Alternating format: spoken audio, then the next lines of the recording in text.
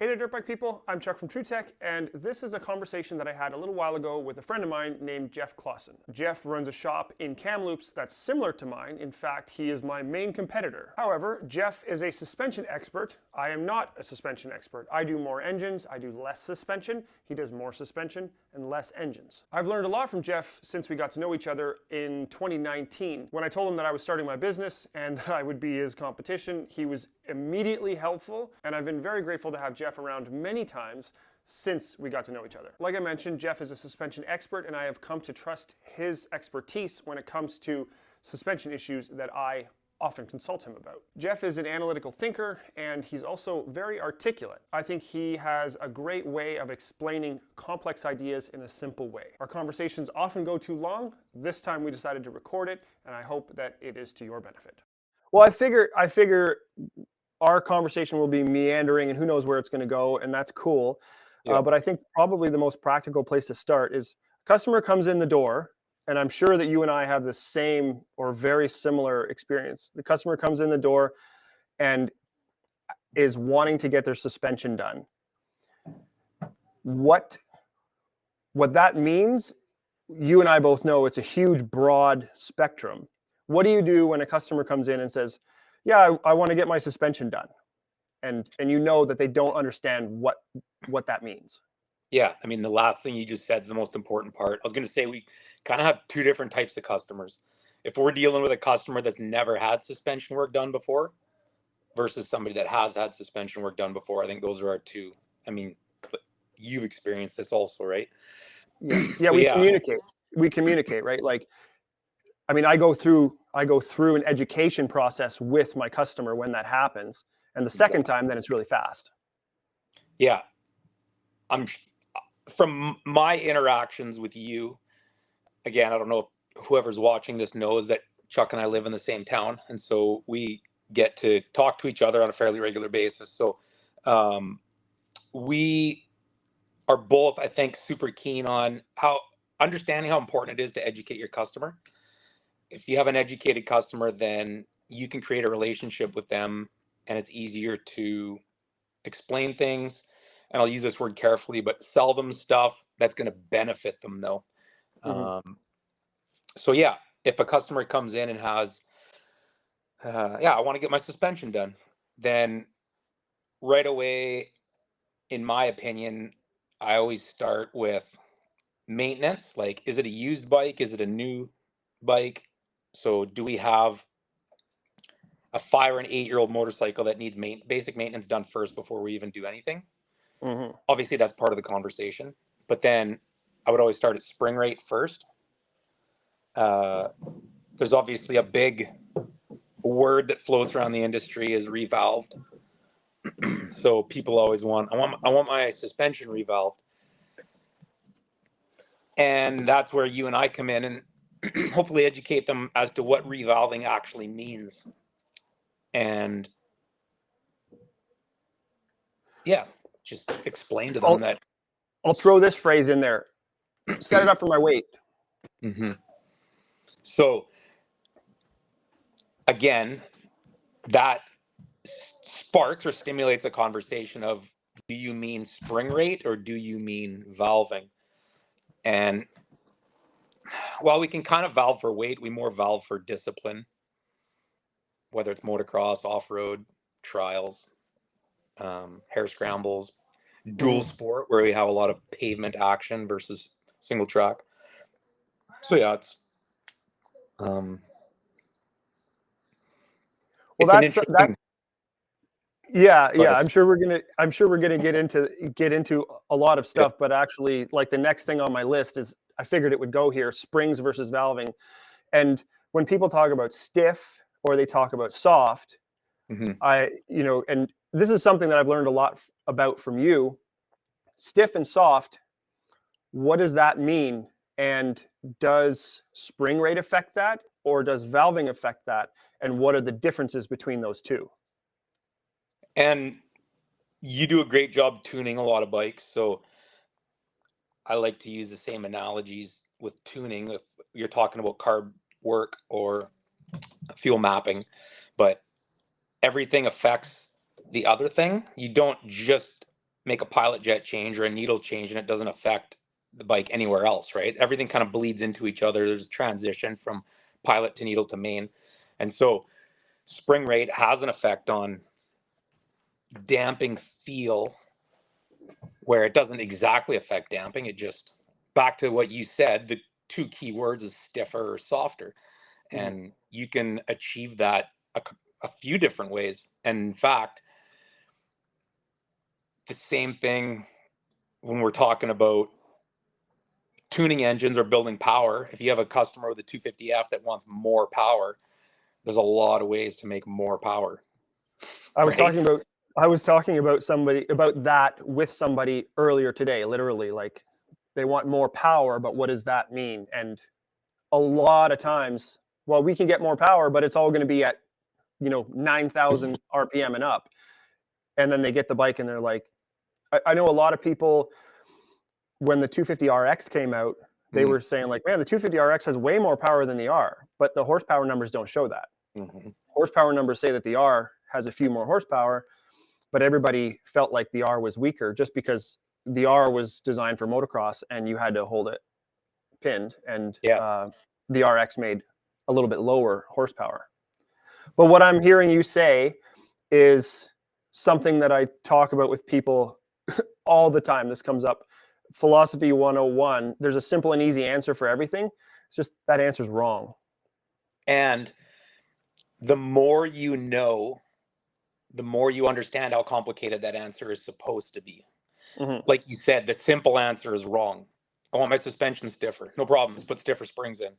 Yeah. It'll feel stiffer. Yep. But what if we have something with, I'm going to put the cart way before the horse here. If you got 2 mil float in your mid valve and there's not enough damping in the base valve and you just throw stiff springs at it, that's not going to stop your bottoming situation. Yeah. Right? So, again, did the bike get stiffer? Sure, I guess, a little bit, but it didn't fix the problem. So yeah, my initial conversation with the customer is how I would approach suspension setup would be, and this is where you building a relationship with the customer is really important. My first question is always, what's your budget? And I don't mean that in the sense of how much money can I make. It's, I want to give you the best product I can that will fit inside your budget. So if you only have $500, then we're just going to spring the bike for your weight. Yep. If you have $1,000, maybe we can do some valving. And if you have $1,500, maybe we'll put some valving with a piston in it, a bladder kit. 2,000, now we're talking some cartridges maybe. And if it's like, I don't care, like it doesn't matter, I make 500 grand a year, money's no issue, and then I want to give you the best suspension that I can give you. So now maybe we're talking about a Trax shock or a National shock, or again, like I said earlier, cone valve forks or some Del Saggios. Pick your brand of fork cartridges or something. So unfortunately, it really all comes down to money. From that point, though, out of the box, Öhlins TTX cartridges can work significantly worse than a well-valved stock setup. I'm making a note here. We're going to come back to what you just said. Fantastic. Yeah. And that's the biggest thing is every company, whether it's WP, MX Tech, like I mentioned, Del Saggio, Öhlins, pick your suspension company, doesn't matter. All of them need to market their product, and nobody's going to market their product as the second best or the third best, right? We make the best suspension components, period. Buy your stuff from us. And so unfortunately, some people get caught up in the marketing and they buy a Harley Davidson, right? So just because you bought TTX cartridges doesn't mean that you just bolted in you don't have the best forks in town. Yeah. Sorry, right?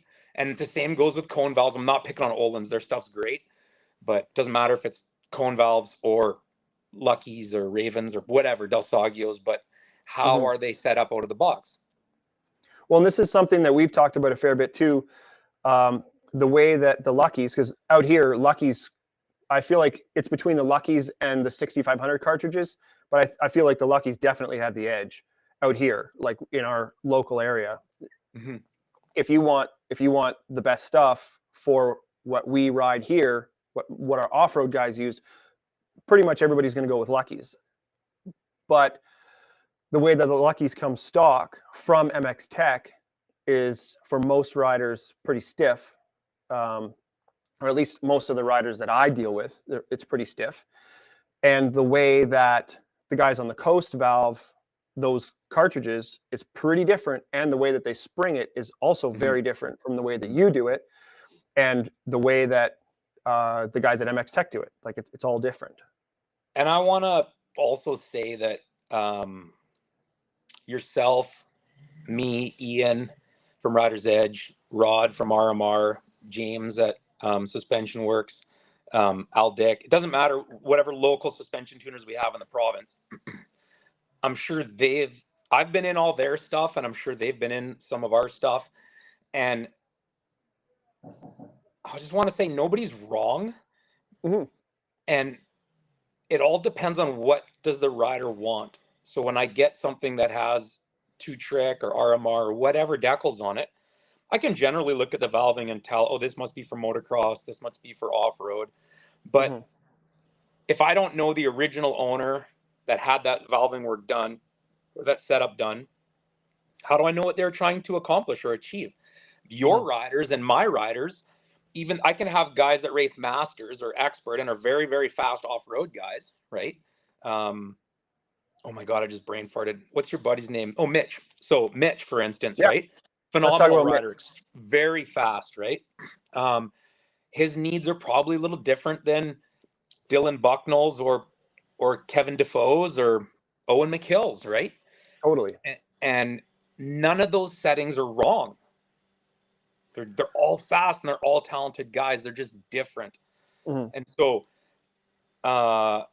it's really up to the customer and the suspension tuner to have a conversation and be able to hopefully translate what they want into a shim stack and what they're going to get, really. And most people need to understand that I could probably give you a base setting on my first try that is going to be significantly better than what you had.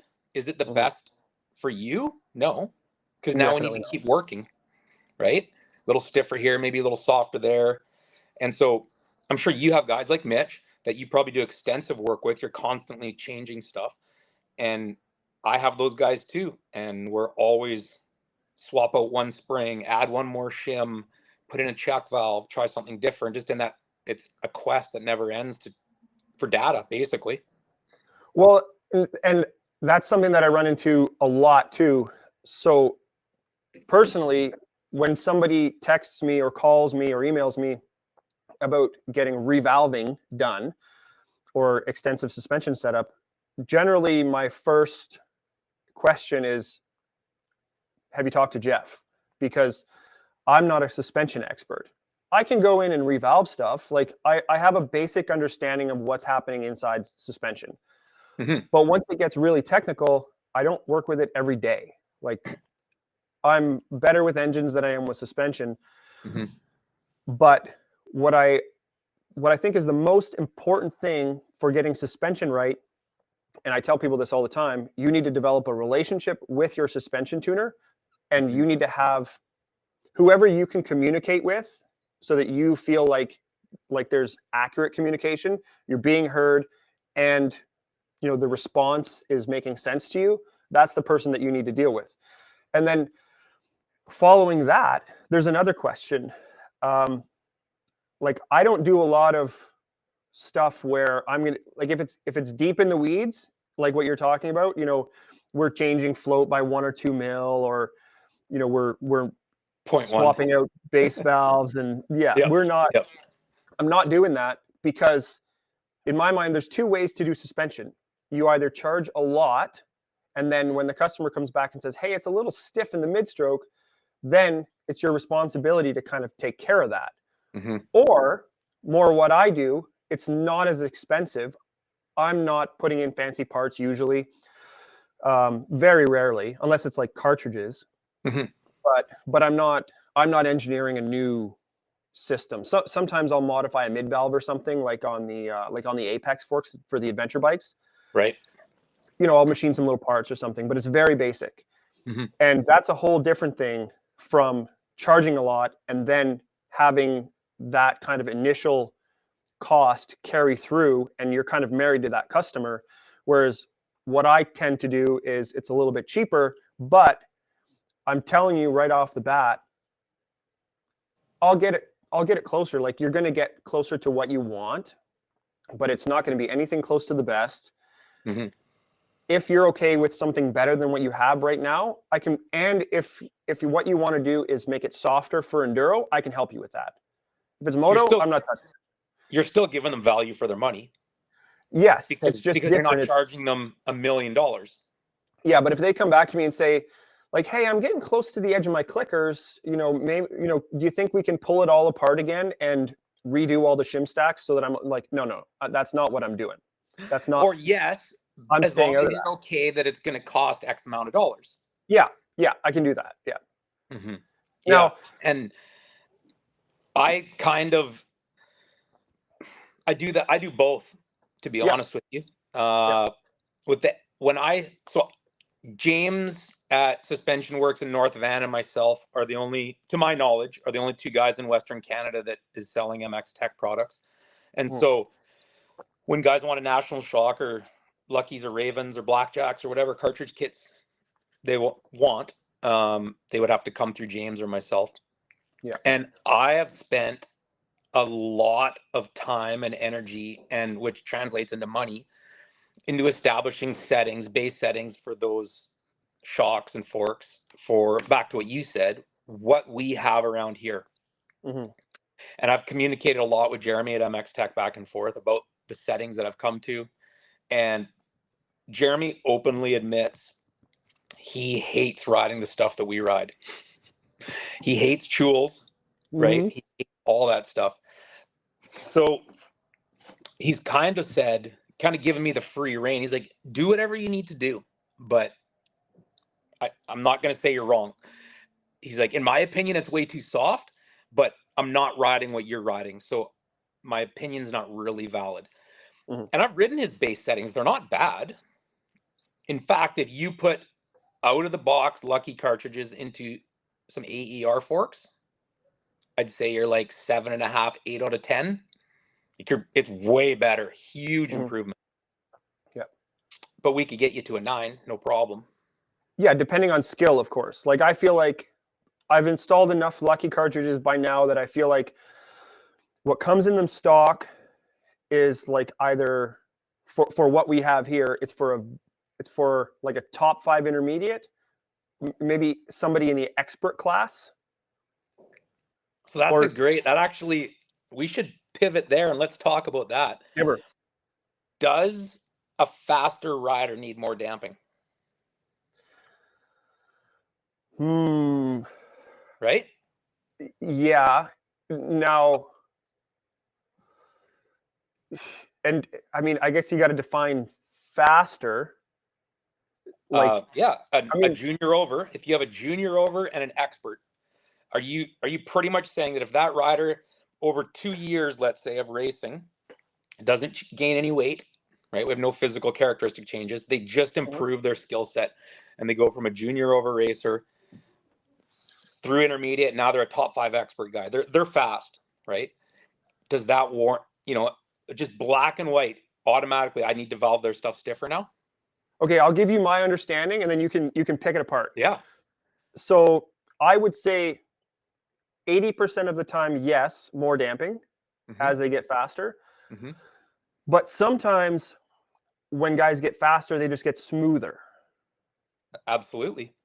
So, but in that specific example, junior over, junior under, or junior over into expert, somebody who's young is going to probably become more aggressive, and they're not very calm, so they're going to be hitting stuff harder. Whereas maybe a vet rider, when they get faster, I feel like what I'm doing, I'm still improving. I'm 37, and I'm sure that I've never been as good a rider as I am now, and I'm like actively working to improve, but I think I'm just getting smoother. Efficient. And Yeah, much more efficient. So I'm going faster, but I don't find that my damping needs are going up. What do you think? Personally, however we want to word this, but I disagree with the statement that as your ability increases, your damping needs to increase. Cool. Yeah. Yeah. Let's dive into it. Yeah. So it's not that black and white. It might be that you just, and typically I would say it's low speed damping, that your corner entry speed usually improves and you just need a bit more hold up, or you're a little more aggressive on the brakes, so you need a bit more hold up. So I would venture to say they might need more low speed damping, but they will also become more refined with their feedback on what the bike's doing. Typically. So as somebody's getting faster, what I'm learning right now, I've been watching a lot of what AJ Catanzaro is doing, and the MX Factory as well. And looking, my kids have been into Supercross this year. That's never happened before. So cool. Yeah, super cool. Especially Travis, my oldest, who's not into dirt biking at all, but he likes to watch the Supercross, and he's into it, right? And looking at the difference between the way the Jet rides versus the way that Sexton rides, and the way that they weight the front end, and like watching somebody like Billy Bolt, he's hanging way off the back of the bike, and when he's coming into the corner, he's like, instead of pushing with my arms, it seems to me that I'm getting better results. I'm maintaining better corner speed if I'm pushing into the pegs into the corner instead of. Now, this might all be like pie in the sky, and I might not, like, in 2 years, I'm probably going to disagree with myself. And that's totally cool. It's just like part of my trajectory of learning. But would I be correct in saying that in that case, you might be better off going up a little bit in fork spring rate for more hold up, or would you achieve that a different way?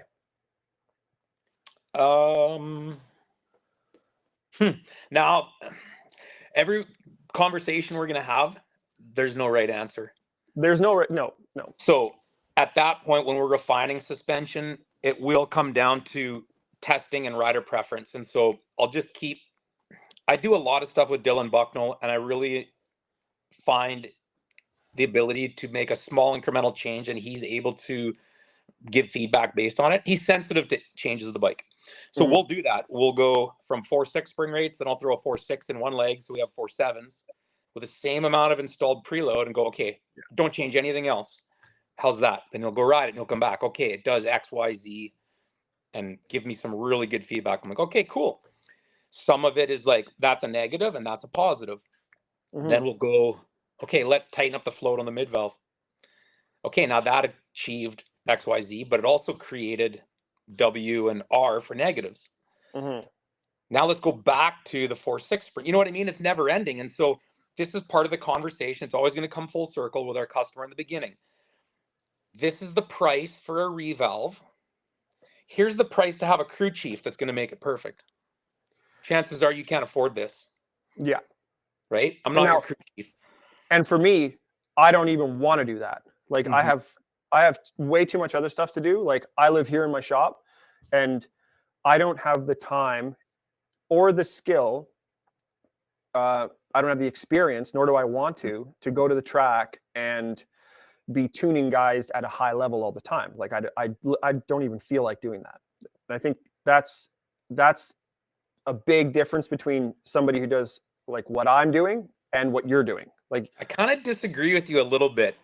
Yeah. Okay. Knowing how your brain works, I think you would absolutely love it. Hypothetically, if you're getting paid, right, to just sit out there and to start with this at the beginning of the day, and you end up here at the end of the day, beginning of the day, end of the day, and you've made progress over the day in the rider, because it's not opinion anymore. He did a 127.4 in the morning, and now we're doing 124s. I do love data. Right? I love data. Yep. And part of it might just be that the way that I've set up my business, it might just be like, I want to, like, my goal is always to help people solve their dirt bike problems. Like, that's the basics of it. Absolutely. And maybe it's just that I feel like the best way that I can do that is not in the suspension world. Yep. So generally, I mean, I don't mind working on cheaper bikes than a lot of the bikes that are in your shop, I think. Um, I get cheap well, I ones mean, too. you got some cheap ones too. But I just I mean, finished like I think, I don't know. I think our businesses are very, very similar. I they're get similar. Yeah. half a dozen to 8, probably brand new, customers never even heard them run bikes a year, where they've had suspension work done by me before, repeat customers. So then they just bring me their brand new bike. Here you go, do my suspension. Yeah. And I'm sure love those bikes too. All the bolts are brand new. Everything comes apart. It's beautiful. I just do different And things with those bikes a little bit than you do. I'll yeah. spring them. And usually what I do is I throw grease in the linkage and the swing arm bearings and the steering bearings, and I check over them. With TPIs, there's quite a checklist that I do, but less valving. Mhm. Almost no valving. And what's kind of cool and sad at the same time, I just revalved a customer's YZ450 today, and for a fast motocross guy, pretty aggressive. I didn't really change very much. And I couldn't charge him full price because he didn't have a lot of negative feedback. He just brought them and said, "Hey, can you make this better?" And I'm like, "Well, sure, yeah, of course I can." But it wasn't like start from scratch, you know? Mm-hmm. I took some base valve out of the forks and bumped the oil height a little bit to maintain some bottoming resistance. And So I you were just made making a little bit plusher, square edges. deeper in the stroke, but you said you added some preload, or you upped the oil level. Up the oil level. Yeah. Okay. So increase air spring, if you want to word that. Yeah. But we get some bottoming resistance without affecting the initial part of the stroke. And then with the base valve any high velocity impacts, hopefully make them a little plusher, some like braking bumps and acceleration chop. Same thing in the shock. I reworked the high speed compression adjuster a little bit, did some modifications in there, and a slight change to the main piston, put a low friction seal band in it. Again, I didn't rework the whole thing. Like, it wasn't a full massage job, right? So I morally, I didn't feel comfortable charging full price. The amount of time and the amount of work that I did is exactly the same. Yeah. Yeah. Like, it was a bad business decision to give him a discount. Yeah. But he was Oh pumped. man, I've had people online just like rake me over the coals when I give somebody like a discount that doesn't need to logically be or that doesn't need to logically happen. Like that isn't 100%, necessarily justified. I think one way to look at it, the way I always think of it is, if somebody else goes in here after me with the same customer, potentially the same owner, Yeah. I don't ever want them to say, "He charged you how much? He didn't do anything." Yeah. Right? And so back to our communication with our customer, I explained in detail what I did with them. And I said a little bit here, a little bit there. You're already pretty happy with the bike. So hopefully we've made some incremental improvements in these 2 or 3 areas.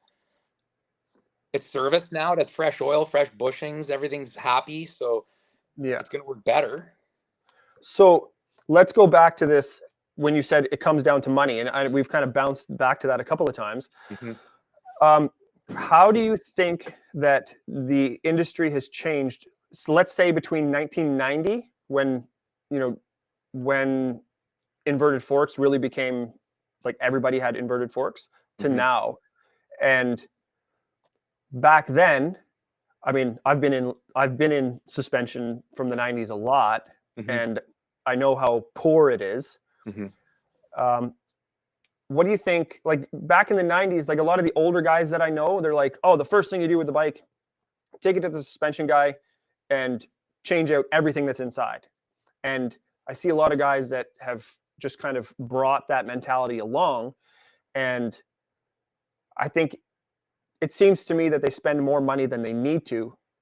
Just like what you just said is a perfect example. Those KYB triple S's, like for a lot of guys, that's the cream of the crop. Like they don't need anything more. What do you think about that whole thing? I mean, I think there's more of a line in the sand with 2004 or 5, once we had pressurized cartridge forks. Yeah, so Right? I agree yeah, that you want to draw the line at inverted is line in the sand. Inverted fork, game changer. yeah. We still had really small cartridges. Our base valves were small. Our mid valves were small. It was a glorified conventional fork. Yeah. It got stiffer. It was better. But then, Valving kind of became mainstream at that point. sure. Like Yeah, when we went from more orifice than damping to cartridge forks, that's a game changer right there. yeah. And then it was 2004, I believe, with the CRF 250 when they came out with the 47 mil Showas. Mm-hmm. Total game changer. Yeah. And then, oh my goodness, I'm brain farting. KYBs would have been 05. 05? Yeah. 06. 06. Because 05 was the aluminum frame. Yeah. Well, Or did they go? Well, wasn't it a year different? 125, 250? Oh, that could have been. I think. I just think about 250s. So Yeah.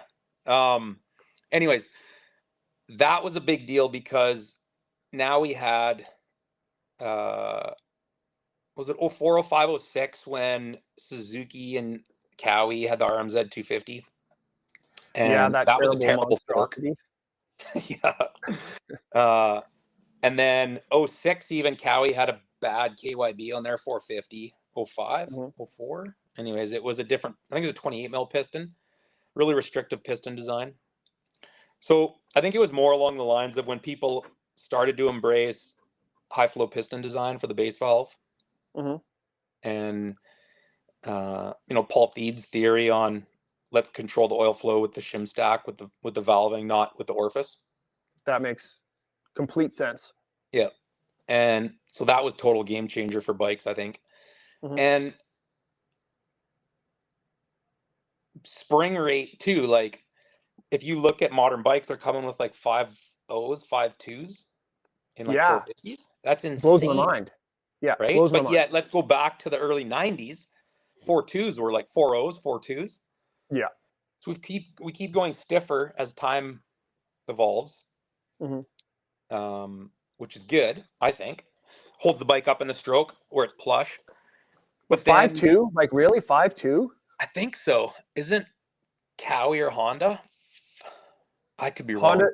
the RXs, like Oh, I the deal with a lot of RXs are softer. RXs, Yeah. and they're 5.2. Yeah, like the stock spring rates, the stock fork springs in like a 20. Yeah, the new RXs since 19, they're like 5.0 or 5.2. Yep. I know Cowies are for sure in the Yeah, 49 blows mil my mind. Showas. And I'm thinking like 220-pound dude, Yeah, But this yeah. is like, then you get Chris Kiefer, bless him. But he's like, yeah, the Cowie's a little soft. And I'm like, But what? what How does is that this mean? possible? And you tear them apart, and like every shim in every shim stack is like 0.15, or maybe there's some 0.2s thrown in the fork. It's like, Yeah. it's the stiffest fork I've ever taken apart, and it loses the shootout because the suspension's too soft. But that's California. I guess. So, Like, I mean, I think this is a very significant problem in the industry, where it's such an easy trap to fall into, is having really fast, really talented riders test your stuff, because the everyman is not what those guys are.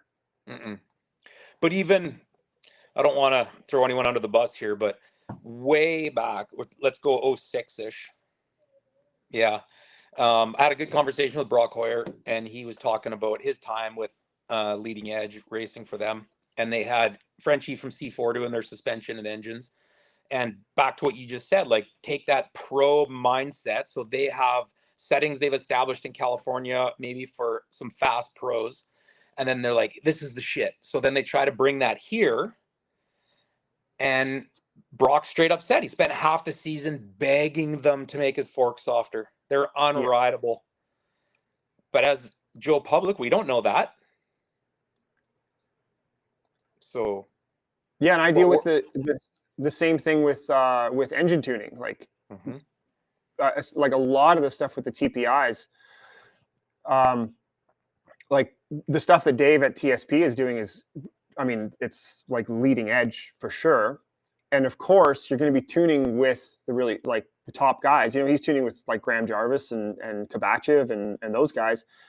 And then a couple of times, what's happened is I get the stuff, I get the maps, and I'm like, man, the bottom end is just a little weak. Like, but the difference between what those guys are doing and what I'm doing is so totally different. So I'm adding fuel, and I'm making the bottom end, I think, less aggressive because I'm using my clutch less because I'm less skilled, and I'm using less throttle. And this is what all of us, or the majority of us, mortals are doing.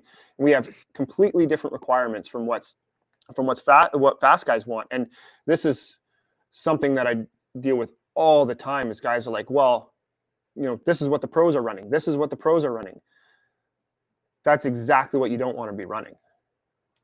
I think the majority of people don't understand that the reason why four strokes became so successful is because they had a usable torque curve.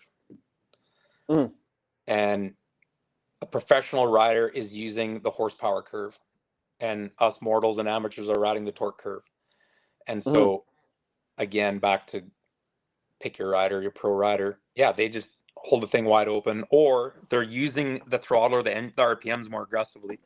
And so they're riding that power. Even what guys call bottom end power, I think, like when I watch Graham Jarvis do a hill climb at Romaniacs, he's on the power, the engine is bogging, but his throttle position is like 90 or 100. His RPMs are like 3,000 though. So that's what he calls bottom end power. When I'm at 3,000 RPM, my throttle position is at like 30 or 40% because I suck. And I don't want to jump off track here, but exactly what you're saying with Graham, and I experienced this a few years back when Chris Birch was here and we toured him around Schul's. They have very, very little damping in their bikes. Like the pro enduro guys? Yeah. Just stiff springs? Not even. Apparently, Tristan's running like 4.2s or 4.4s in his fork. Really? Like really light. And he probably weighs like what, 180, 190 maybe? I'd peg him 165 to 180 in that window. Yeah. Okay. But I don't know. They're just running like a really trialsy setup. Not much damping.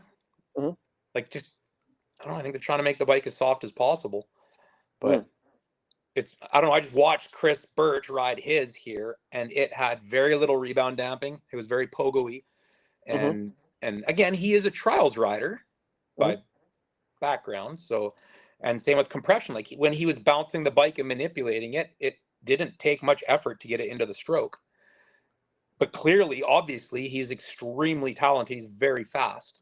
So well, I noticed, like, so where I kind of got my start in suspension tuning was at Lang's Off Road in Ontario, and we did a lot of enduro engineering specs. And that's just kind of the world that I was in.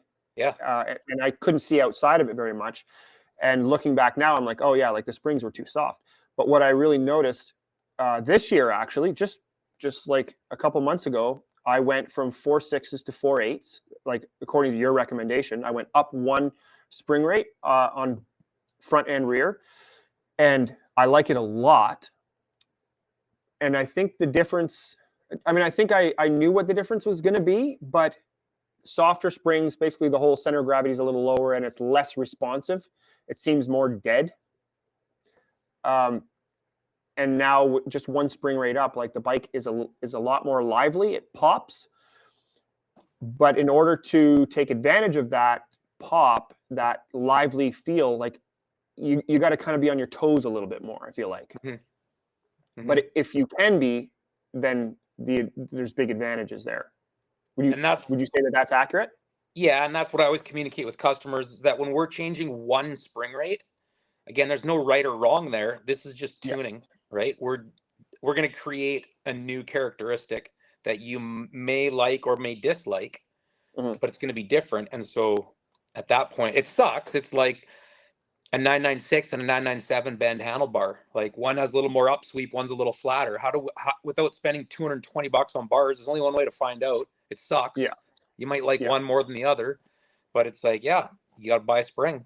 And I mean, I don't know about you. I have a pretty good selection of used springs. So a lot of times I might have something in the correct rate that's used. I can just throw somebody to try, which is great. But yeah, I have a fair selection of the common springs that I use a lot, which is basically Explorers. That's mostly what I use. But I also don't get into that a whole lot, right? Like I don't get that deep into tuning with customers. But I do find it takes quite a bit of communication oftentimes just to set the expectation that, okay, we're going to do this thing, and it might be, we are doing this for testing and tuning and diagnosis purposes, and it may be totally wrong. We might be going in the wrong direction because there's no such thing as bad data. No, yeah, and like something that I always keep coming back to is verify, diagnose, repair, and test. People always want to get right to the repair without doing verification and diagnosis first. And that's oftentimes, I mean, it can get expensive, but if you don't do it in that direction or in that order, man, you can be going chase your tail. A long time if you don't gather the data. The other thing too that I'll completely contradict myself here is never trust the customer. Well, I've gone round and round before, and then I've swung a leg over the customer's bike and rode it, and I'm like, oh my god, it's not that, it's this. Yeah. Oh, I know. We've talked about this before. We've had the same experience where, like, you know, you revalve and respring the customer's bike, and there's one in my mind that just stands out. The customer's like, man, the bike is just unrideable. It's just so stiff. And I'm like, dude, we're at like 1.2 mil float, and there's almost no shims left on the mid valve. We even stop like there's no way, like, and then go out testing it, a 4 or 6 inch boulder, just like it just rides right over. And then I watch the customer do it, and he's sitting down on the back of the bike, and like, oh, okay, it's you. Yeah. So in that case, we go up 2 spring rates in the rear, and then it's amazing. Yep. Yeah, it's never assume anything, but you kind of have to at some point, right? We kind of have to assume that, like, if you're not assuming one thing, then you're assuming something else. If we assume their riding technique isn't good, then we're assuming that it's bad. So we have to, by definition, assume it's okay. There's tells, right? Like, yes, when you see bar risers on a bike, like, like, okay, we're going to do things this way instead of this way. Yeah. And I have a scale in my shop. I make every customer get on the scale. That's a good idea. I don't have one in my shop. That's a good idea. Yeah. And I've crushed everybody lies. I had a customer come in the other day claiming a weight, and they were like 35 or 40 pounds heavier. And I'm like, hey man, that's a couple spring rates. Like, sorry. He didn't get naked and try to prove you wrong? No, thank goodness. But yeah, it same with, you have to judge or assume some things. And I don't have a particular customer like this, so I'm going to use some extreme numbers. But if my customer's 5'10", 280, or 290, I'm going to assume you don't stand a lot. You're not the definition of fitness. Yeah. And I think it takes a certain level of fitness to stand on a motorcycle for 2.5 hours. Yeah. So I'm just going to assume that you spend a lot of time sitting, right? And then, but I'll have a conversation with them. How much do you stand? And 9 times out of 10, they're like, yeah, hardly ever. Yeah. So it's like, okay, cool. So just so you know, we're going to go up a few rates in the back, and we're going to leave the stock springs in the front. Probably something that we should have done earlier. And as we're talking, I keep thinking, like, we should talk about spring rates and, like, what is a spring rate, and how does it work, and how does that work with sag? Like I say, we should have done this earlier. Yeah, we put the cart before the horse, but that's okay.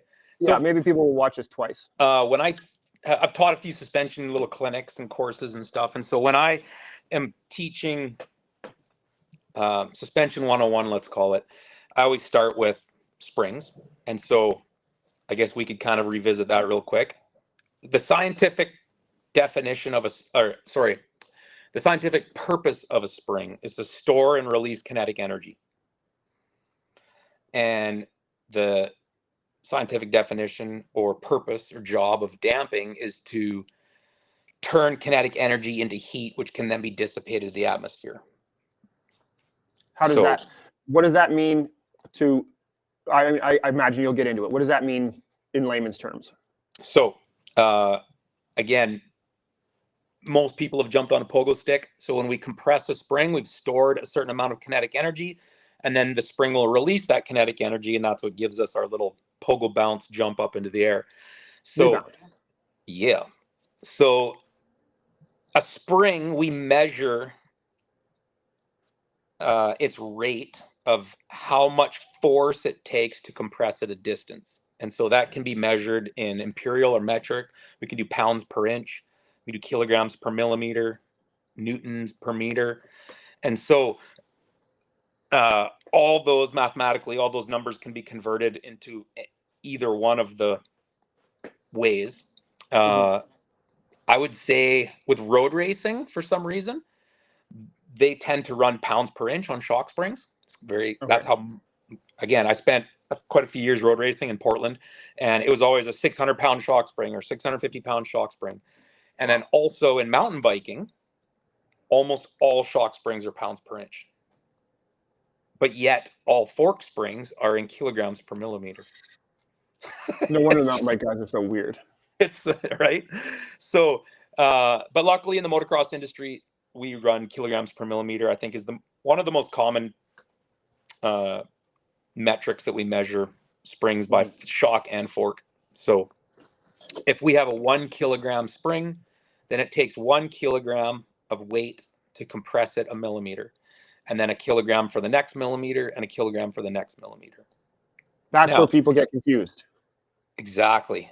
So when you add, let's jump ahead a little bit, you get a customer that just cranks a whole bunch of preload into their spring and says, I can hit a sag number. And why would a customer do that? That's such a common thing. I feel like we got to drill right onto that because it's so common. Hopefully you're just saying it to save money. But they're trying to set their sag. They're trying to do the right thing, set the sag, right? Yeah. But they're 210 pounds on a 125 that's sprung for a 140 or 50 pound kid.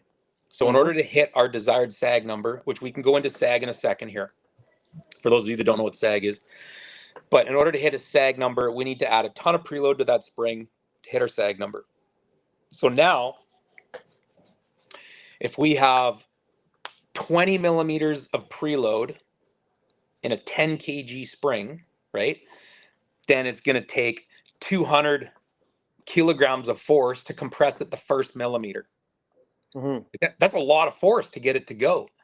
So now you've created a characteristic in that bike. Whereas if you had the correct spring with only 7 or 8 millimeters of preload in it, it would take less energy to initiate movement in the spring to initiate the movement, but our sags would be the same. We would just have way less preload in it, because in order to hit that sag number, I'm getting a little wordy here, but that's fine. Yeah. So sag is, we want to use a percentage of our available suspension travel. So the sole purpose of it is so that the ground isn't flat, there's bumps, and then there's holes. So we want to save some of our suspension to be able to drop into the hole, as well as compress up over the bump. We need the suspension to cycle in both ways. So we typically, as an industry standard, take 30% of our available travel and we use it as sag. So if our bikes have, I don't even know off the top of my head what actual measured travel would be on the back of a bike, but well, we know it's roughly 12 inches. Yeah. So we'll take a third of that approximately, and we'll have it so that when we have the weight of the bike and the rider on the bike, sitting on the bike, standing on the bike, like all the weights on the bike, the suspension Mhm. will have compressed down that 30% of the available travel. So in the rear, on most linkage Japanese and Austrian bikes, we typically start around 105. And on PDS bikes, which actually have more available travel than a linkage bike does, their sag number, because they have more travel available, the sag number is bigger. So those guys are running 112 to 118. And is that why a lot of the hard enduro riders are running bigger sag numbers than what we see, or bigger sag numbers than what we are normally used to? Because a lot of them are running PDS bikes, or is that a Yeah, rabbit hole we should get into later? that would be part of it. But I think back to what we already discussed, I don't think professional riders or racers setups are ideal for mortals. Okay. One way I like to try to explain it to most people, that when there's vet dudes out that have watched TV, so Ricky Carmichael is inherently known for running a really low back end in his RM250 and obscenely slow rebound. Okay. On paper, it's wrong. It's unarguably wrong. He would have a plusher ride and more traction. His bike would work better if he ran faster rebound and the back wasn't as low. But 2 seasons undefeated isn't wrong. Yeah. And Chad Reed could not get on Ricky Carmichael's bike and ride Chad Reed's pace. It's impossible. And vice versa, right? Ricky would get on Chad's bike and be like, this thing's terrible. Yeah. So, are either of those bikes wrong? Yeah. Right? So, nobody should be riding Chad or Ricky Carmichael's bike. And maybe the odd person might run Tristan's bike or something like that and love it. Maybe. But it doesn't mean everybody will love it. It's so tailored specifically to that rider's needs that, again, back to what you were discussing with engine curves and power numbers, it's not what we want or need necessarily.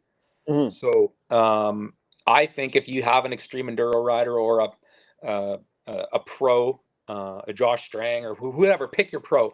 If they have something that's abnormal, it's because it's something that they like specifically, and I don't think that rule applies to everybody. I think Another that's one, such an important point. Yeah, another one would be if we go back just a few years when Justin Barsha and Aaron Plessinger both rode for Yamaha, factory Yamaha. I read a great review. Somebody tested both their bikes. And Plessinger's bike was super choppered out in the back, real low, deep sag number. And Barsha's bike was really high in the back, ran the thing on its nose. Both those guys are 250 title holders. Yeah.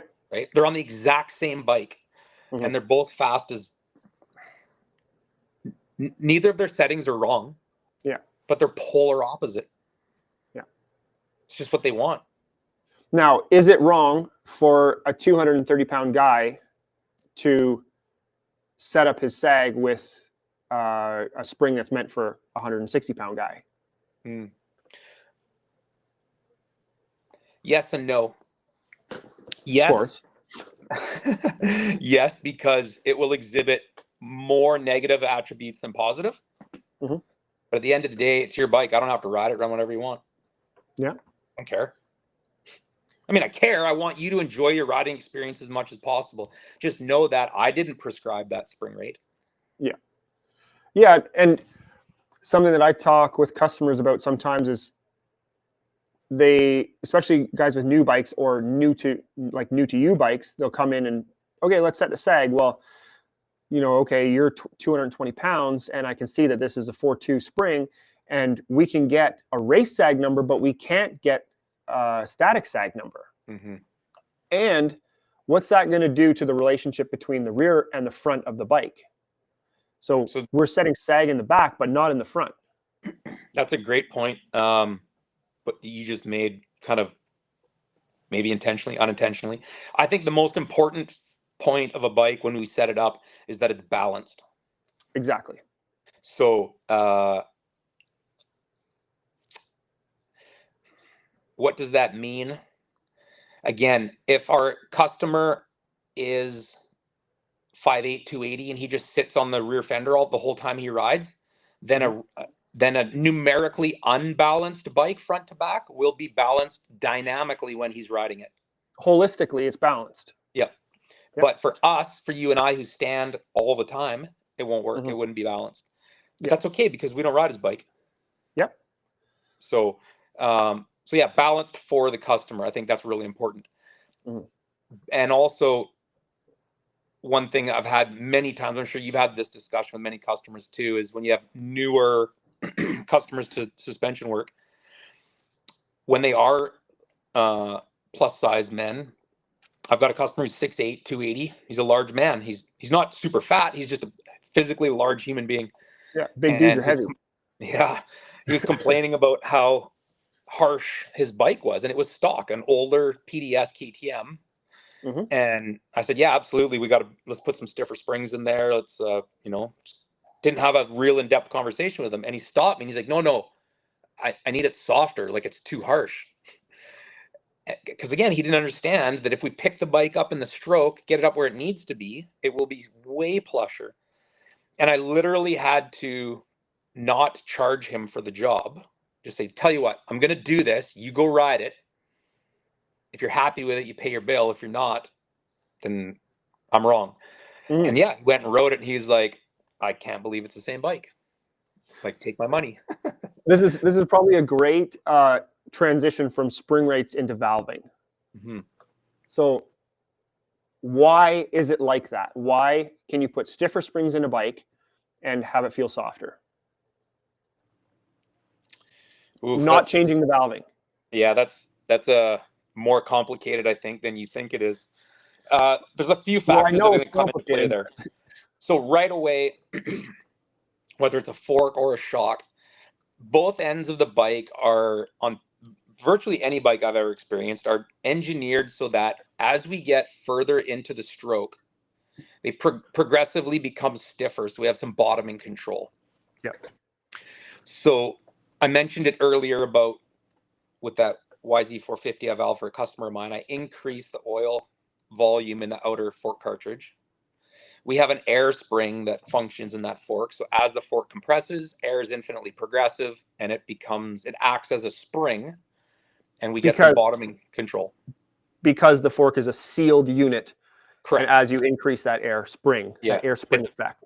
The fork's telescopic, so we're physically decreasing the volume inside the fork. So we're compressing the air, and yeah, air is a spring. So by having a fork that's undersprung, riding too deep in the stroke consistently, in layman's terms, you're effectively in that bottoming control part of the travel of the fork where things are really harsh and stiff. So if we can pick the fork up in the stroke to where that air spring's not effective anymore, now we're in a really plush part of the stroke, and the bike feels better. It's more compliant on square edges. Damping is not position sensitive.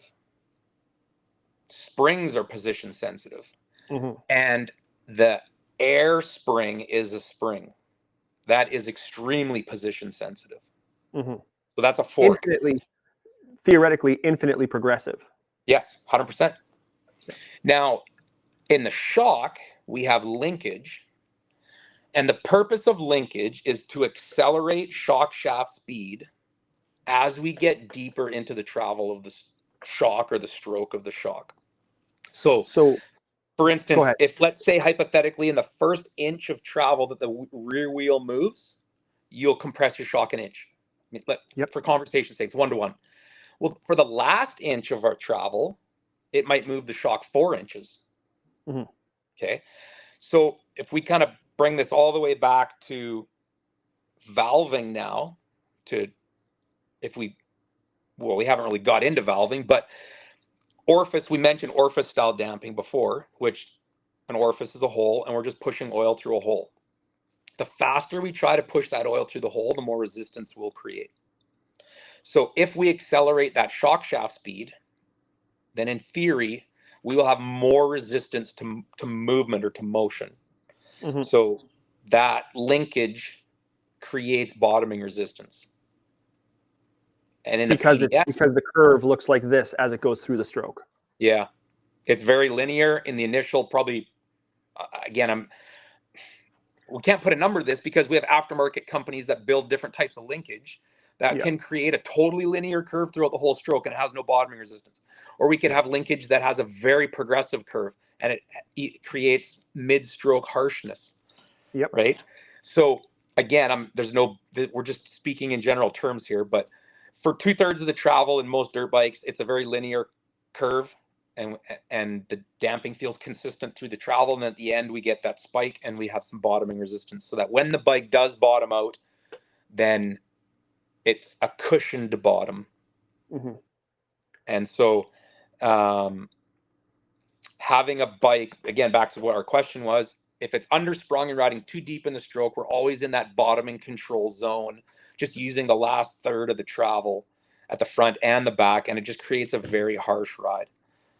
So this is, I feel like this is a good transition into damping, and like you've already kind of given the definition, basically just resistance to movement. Very, very simply put. Yeah.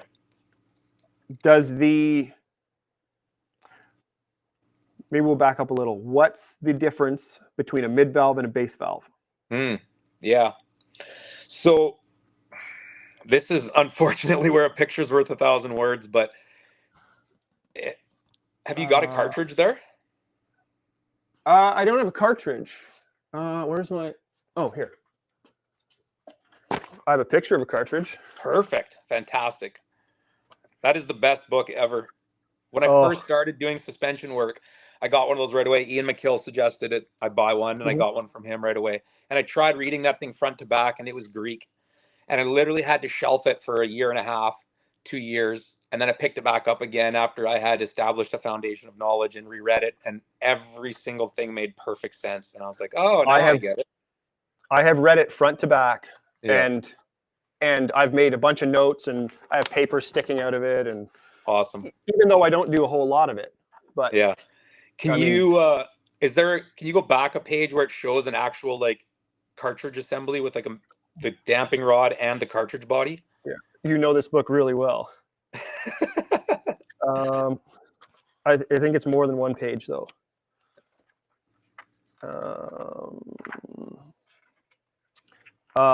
This one?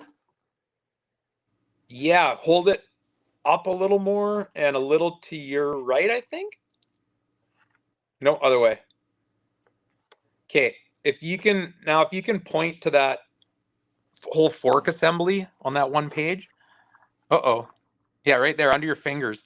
So right by your middle finger, there's here. Yeah. So that rod this is what down you're the center, right? Yeah. So you got that rod going down the center, and as that rod, which is called your piston rod, as it enters the fork cartridge, it displaces a volume, right? Also on the end of that rod, there's a piston, and it's called your rebound piston, and it has a shim stack on each side of the piston. One's a mid valve and one's a rebound stack. Okay. So the mid valve is what's responsible, or sorry, let me back that up. Let's start with the base valve. The base valve, the only amount of oil that flows through the base valve is the volume of oil that's displaced by the damping rod as it enters the cartridge. So when you're going down the trail, just over little stutter bumps, little chop and chatter, and little sticks and rocks and stuff, you're only moving that damping rod in and out of the fork 10, 15, 20 millimeters, like not a lot. Yeah. So you're not displacing hardly any oil through the base valve, so it can't create damping. So your mid valve, it floats, it's pushed through the oil like a syringe, kind of. So now, even with small movements, you're forcing that shim stack through a body of oil and forcing those shims to bend open. So now we can create damping with small shaft movements. And then when we have larger shaft movements, where when we do hit a G-out or a tree or a rock, and we introduce a lot of the damping rod into the cartridge, now we can displace oil through the base valve, and then the base valve can create damping. So how would we think about this? Yeah, go ahead. Yeah. Your mid valve is responsible for creating damping in the initial part of the stroke, and the base valve is responsible for creating damping on larger shaft movements. So if we go back to what I said about damping is not position sensitive. So you can be midway through your travel, you're on the brakes, halfway through the travel to fork, and you hit a braking bump. If it's a small braking bump, it will be your mid valve that creates the damping. If it's a large braking bump, then it will be your base valve. Mm-hmm. So typically, as a general rule, smaller bumps, brake dive, and weight transfer is mostly managed by the mid valve, Mm-hmm. whereas, again, big square edges is the base valve's responsibility. And a shock is realistically the same way. When you have a shock shaft with a main piston and shim stack on it, that's basically your mid valve. Mm-hmm. And then up in the body at the top of the reservoir where you have your high speed and low speed compression adjustment, that's your base valve. Mm-hmm. Now, if we got our 280-pound guy and he's halfway through the stroke, or yeah, not halfway through the stroke, like you said, it's not position sensitive, but but our 280-pound guy, he's going to be getting down into that base valve more often than somebody who's doing the opposite and running too stiff a spring with a 130-pound rider. Mm-hmm. So I don't want to get too physicsy here, but for every force or action, there's an equal and opposite reaction, right? So Mm-hmm. there's not the same amount of force put into a motorcycle's fork with a 100-pound rider than there is with a 220-pound rider. Mm-hmm. Do you know what I mean? Just inertia. Yeah, and mass behind. You know what I mean? So, I mean, we're gonna uncork a whole bunch of stuff here. You can go size of wheel and everything, right? But let's not get in the weeds. Yeah. So typically, as a general rule of thumb, again, I don't know if this is your question, but kind of, but I would run more damping on a larger person's bike than I would on a smaller person's bike. Just because even though we're going to run the same, we're going to match the spring rate to their weight. In theory, you could valve both people's bikes the same, mm-hmm. because the spring is what's managing the weight of the person, right? But Yep. typically, they just don't, when they transfer their weight forward, and when you get on the brakes or get on the gas, all that mm-hmm. weight transfer fore and aft it's significant. Yeah, absolutely. And so we run a different mid valve and different base valve settings, typically stiffer for the bigger person and softer for the lighter person. So we've got mid valve, we've got base valve, we've got progressive curves, we've done springs.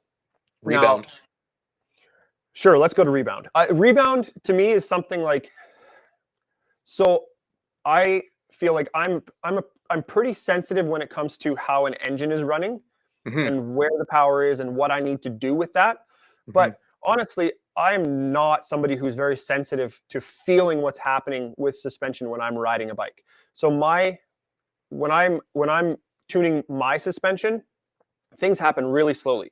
I'll often ride a bike for 3 weekends in a row and think like, man, I think my rebound might be a little bit fast.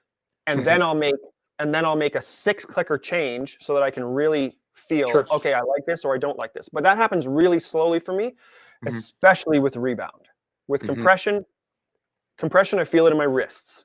Yep. That's like, okay, my arms hurt. I'm like, they're pumping up. That's usually, for me, how I understand it is, okay, I'm going to go less compression. I'm getting bucked around, I'm going less compression. But I have a limited intuitive understanding of how rebound should be tuned when I'm on the bike personally. And I feel like a lot of people are like that, but suspension tuners love to talk about rebound. I'm used to that.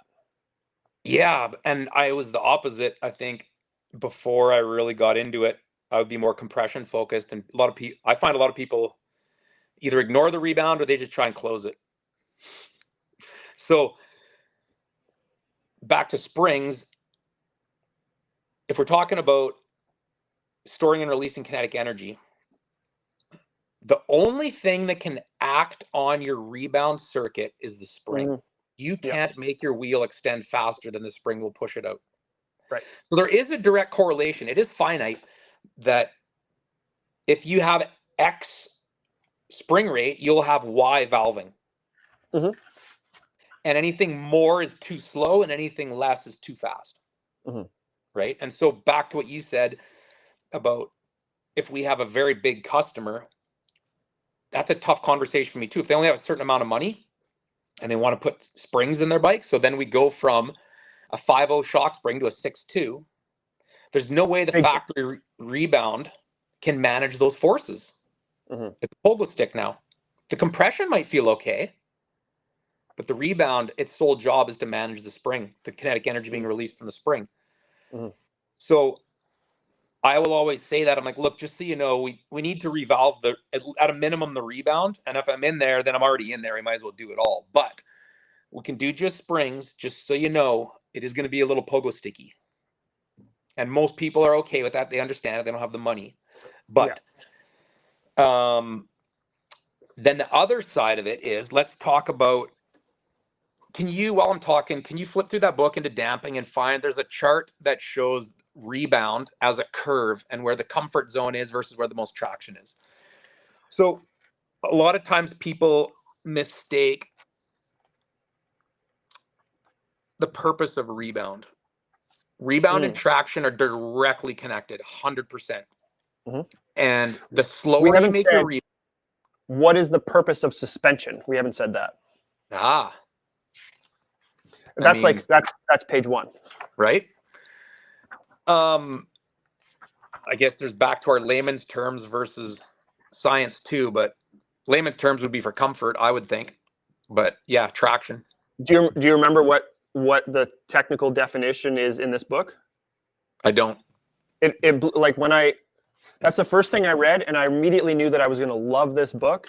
The purpose of suspension is to keep the wheels on the ground the most amount of time, Totally. notwithstanding supercross whoops. Yep. Yeah, exactly. That's the total. It doesn't matter what we talk about, compression or rebound. Supercross whoops are the exception. Is that the one you're talking about? Oh, this is velocity. Anyway, continue. So let's talk about a classic scenario. It doesn't matter if you're on the track or you're on the trail. We've all encountered braking bumps and acceleration bumps, especially highly traveled trails, like let's say Lower Ranks, for example, or Barnharville, whatever. We have a whole bunch of successive bumps entering a corner or exiting a corner. And a lot of people will find that as they hit successive bumps, as they get to the last one, it gets worse and worse or more harsh and more harsh. Mm-hmm. And this is where people will, there it is right there. That's the chart I'm looking for. So Do you want me to hold it up as you're talking? doesn't matter. I'll tell you when, and Okay. we'll hit that point. You'll know. Okay, cool. So what happens is when you have successive bumps in a row, if your compression is too soft, it will allow your wheel to get quite deep into the travel. And if your rebound's too slow, then your wheel can't return back to the ground or track the ground properly. So your wheel becomes airborne and it actually smacks into the face of the next bump. And so you get this whack, whack, whack, whack on these braking bumps or acceleration bumps. And you're like, oh man, it's really kicking. I need to slow my rebound down. And everybody starts winding in the rebound. And that makes the problem worse. Or they say, I need to soften my compression. I So now typically make that mistake. That's what I tend to do. Yep. And so now the wheel can go even further into the stroke with less force and can't get back down fast enough because the rebound's not fast enough. Whether you've closed the rebound or softened the suspension. Where in fact, probably the correct fix is to speed the rebound up so it can track the ground properly and it's not smacking into the face of the next bump as much. And then even as an extreme, we can stiffen the compression so that it's not going up into the stroke as high on each bump either, and it can get back to the ground quicker. So it can be very counterintuitive. Very. And I love, like I said, the same earlier in our discussion, where I think you would really enjoy tuning bikes out of the track because you have a closed circuit. They're coming round and round and round. You can just watch them in one certain area. And so I was watching my friend Danny ride one day after we had valved his KTM 350, and going into the sand section of the track, there was a lot of braking bumps and a real big one at the end. And he was actually becoming airborne with his rear wheel over that last bump. So now you have way less control as you're entering the turn. Because your It was wheel's a not problem. on the ground. Yeah, and Purpose of I suspension. I agree with you. Like my gut said, like either slow the rebound down or soften the compression. And I knew better than to slow the rebound down. So my gut would have said, let's soften it. And it wasn't until I pulled my phone out and filmed them in slow motion and I saw the bike was actually bottoming on the last braking bump. And that's what was making them go airborne. There was And we nothing just left. started adding compression damping. No more kick. Mm-hmm. And it was way smoother. And that's super counterintuitive. You would never make it stiffer to make it softer. Yeah, I mean, I feel like a lot of this, like sag comes into this a lot too. Like, okay, if your sag is too low, you're going to be pushing through the corner, and it's going to be oftentimes it's counterintuitive for people to lift the back of their bike up, and also, oh man, there's so many But now we're different ways. talking about trail. Yeah, true. Yeah. That's I feel like that's too far into the weeds, but like oftentimes it's oftentimes it's counterintuitive. Mm-hmm. And you can fix damping with sag sometimes. You can change a stiff feeling fork by just adjusting the bike front to rear, and Or that blows people's if we minds. have, a customer or a rider could be complaining of harshness in the fork and a lot of hunting or pinballing around, and it's because he has too much sag and the fork's not loaded properly. And then That's you just check exactly and they're running 108, 110 sag. You're like, oh, let's pick it up to 103 or 105, and all of a sudden he's like, hey, my fork works. Yeah. Because we've loaded the front properly. Yeah. What about this? Okay, so where we're talking about rebound there, I don't know if you guys can see this at home, but there's two dots in that green bar in the middle. That's your ideal rebound setting. And the one dot on one side is where you have the most available traction. And the other dot on the other side of that green bar is where it feels the best to you. And as you can see, those dots are on the opposite sides. Now, Chuck, if you can flip the page onto compression, the same chart exists, except those dots are much closer together. And where it feels the best and where you have the most traction are both inside that green bar. So now it's easy to get your compression. Again, it's intuitive. It feels good and it's also working as good as it can. But when you go to rebound, where it feels good is not generating the most traction. And where it's generating the most traction doesn't feel the best. The bike feels a little busy. It's not planted and calm. And so it's true, but I hate doing this is I have to now tell a rider to do something they don't want to do. Is But it this feels why? better. It feels better this way. I know, but you're going to have to learn to ride the bike a little bit different. I hate telling people that they're wrong, but this is one time where a lot of people are. So how you approach that topic is say, if you can be open-minded, if we can just slowly start backing your rebound out, your lap times are going to come down. You're going to experience more traction driving out of corners. You're going to track the ground better. It's going to be plusher, but it might not feel as warm and fuzzy. Is this why it like running a lower spring rate, a softer spring rate feels so planted besides center of gravity? Because like I was saying with my bike, I took your advice and I went up on the spring rates, and the bike feels busier, and it takes a little bit more effort to control the bike, and it can be a little bit unnerving, but the handling is a lot sharper. And did it make it feel plusher on like kind of chunky stuff? Um, I haven't ridden Choules yet, so I'd say it's premature. Yeah. I can definitely feel that the rebound is faster, and the bike just feels a lot more alive. And when I hit a jump, before the bike would just kind of go like that, just plow through the jump. Yeah. And now it pops. Yep. So it's a little unnerving, but I can I know it's right. It's right. I mean, there is no right or wrong, right? Yeah. It's better for me though. Like I think I'm going to be a better rider with that spring rate increase. Yeah. I can't speak to say why a softer spring might feel better, or for somebody. You're right. It does. I always feel like it feels planted. Yeah, and a stiffer spring. There's more feedback. Mm-hmm. I think that's the right way to say it. Yeah, I agree. And so sometimes feedback isn't welcomed by people, right? They Mm-hmm. don't. So if you can take that feedback away, they feel more connected. Mm-hmm. Maybe, yeah. Um, I'm lucky, and you're lucky too. You get to ride a lot of people. You get to ride a lot of different bikes, I ride bikes every day. right? it's And it's funny.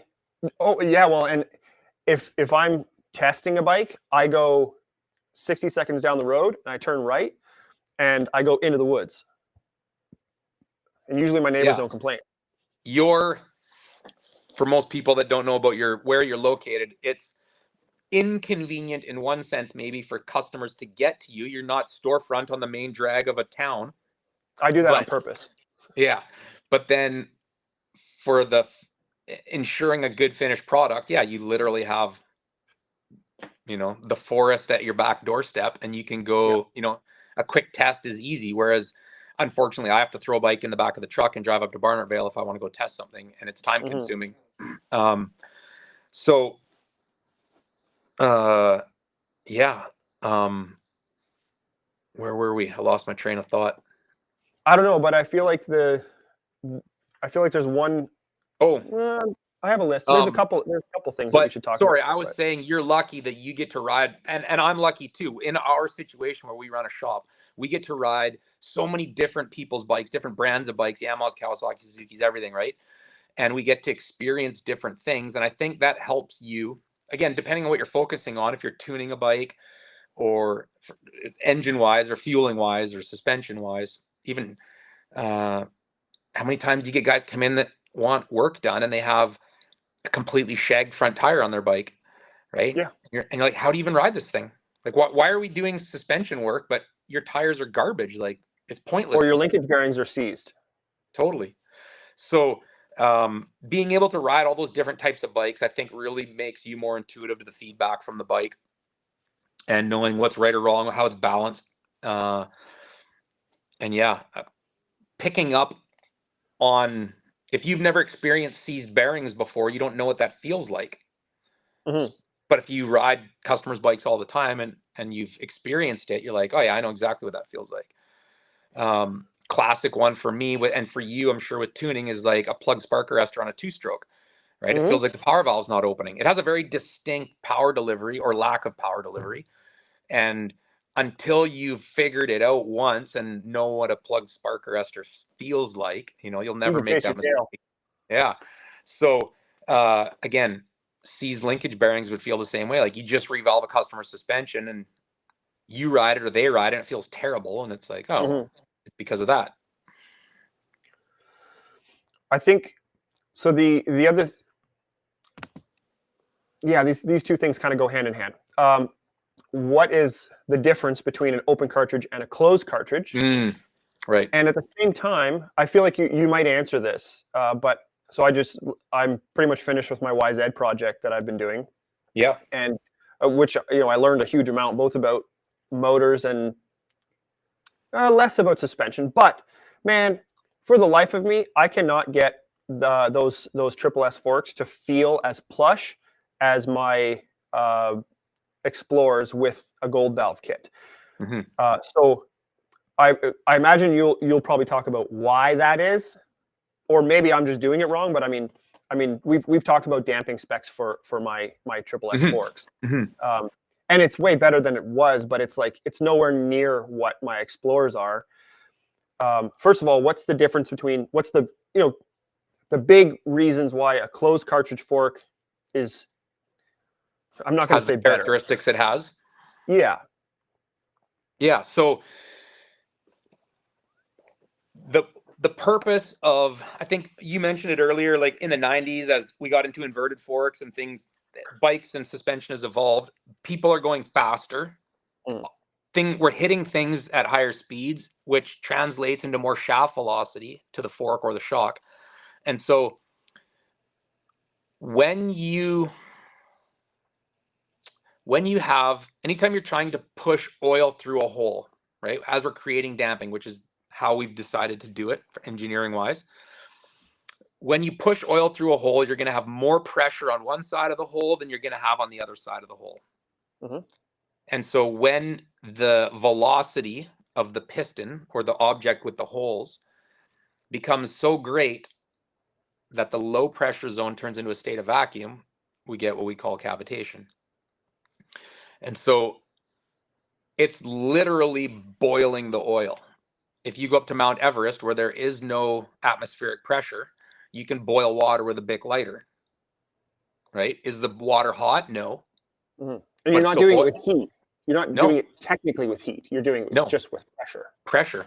Yep. It has nothing to do with heat. Or vacuum. Vacuum. Exactly. So anybody that's got a boat, maybe they've heard their prop cavitate on a boat, and it has a very distinct sound, kind of shudders the whole boat, sort of.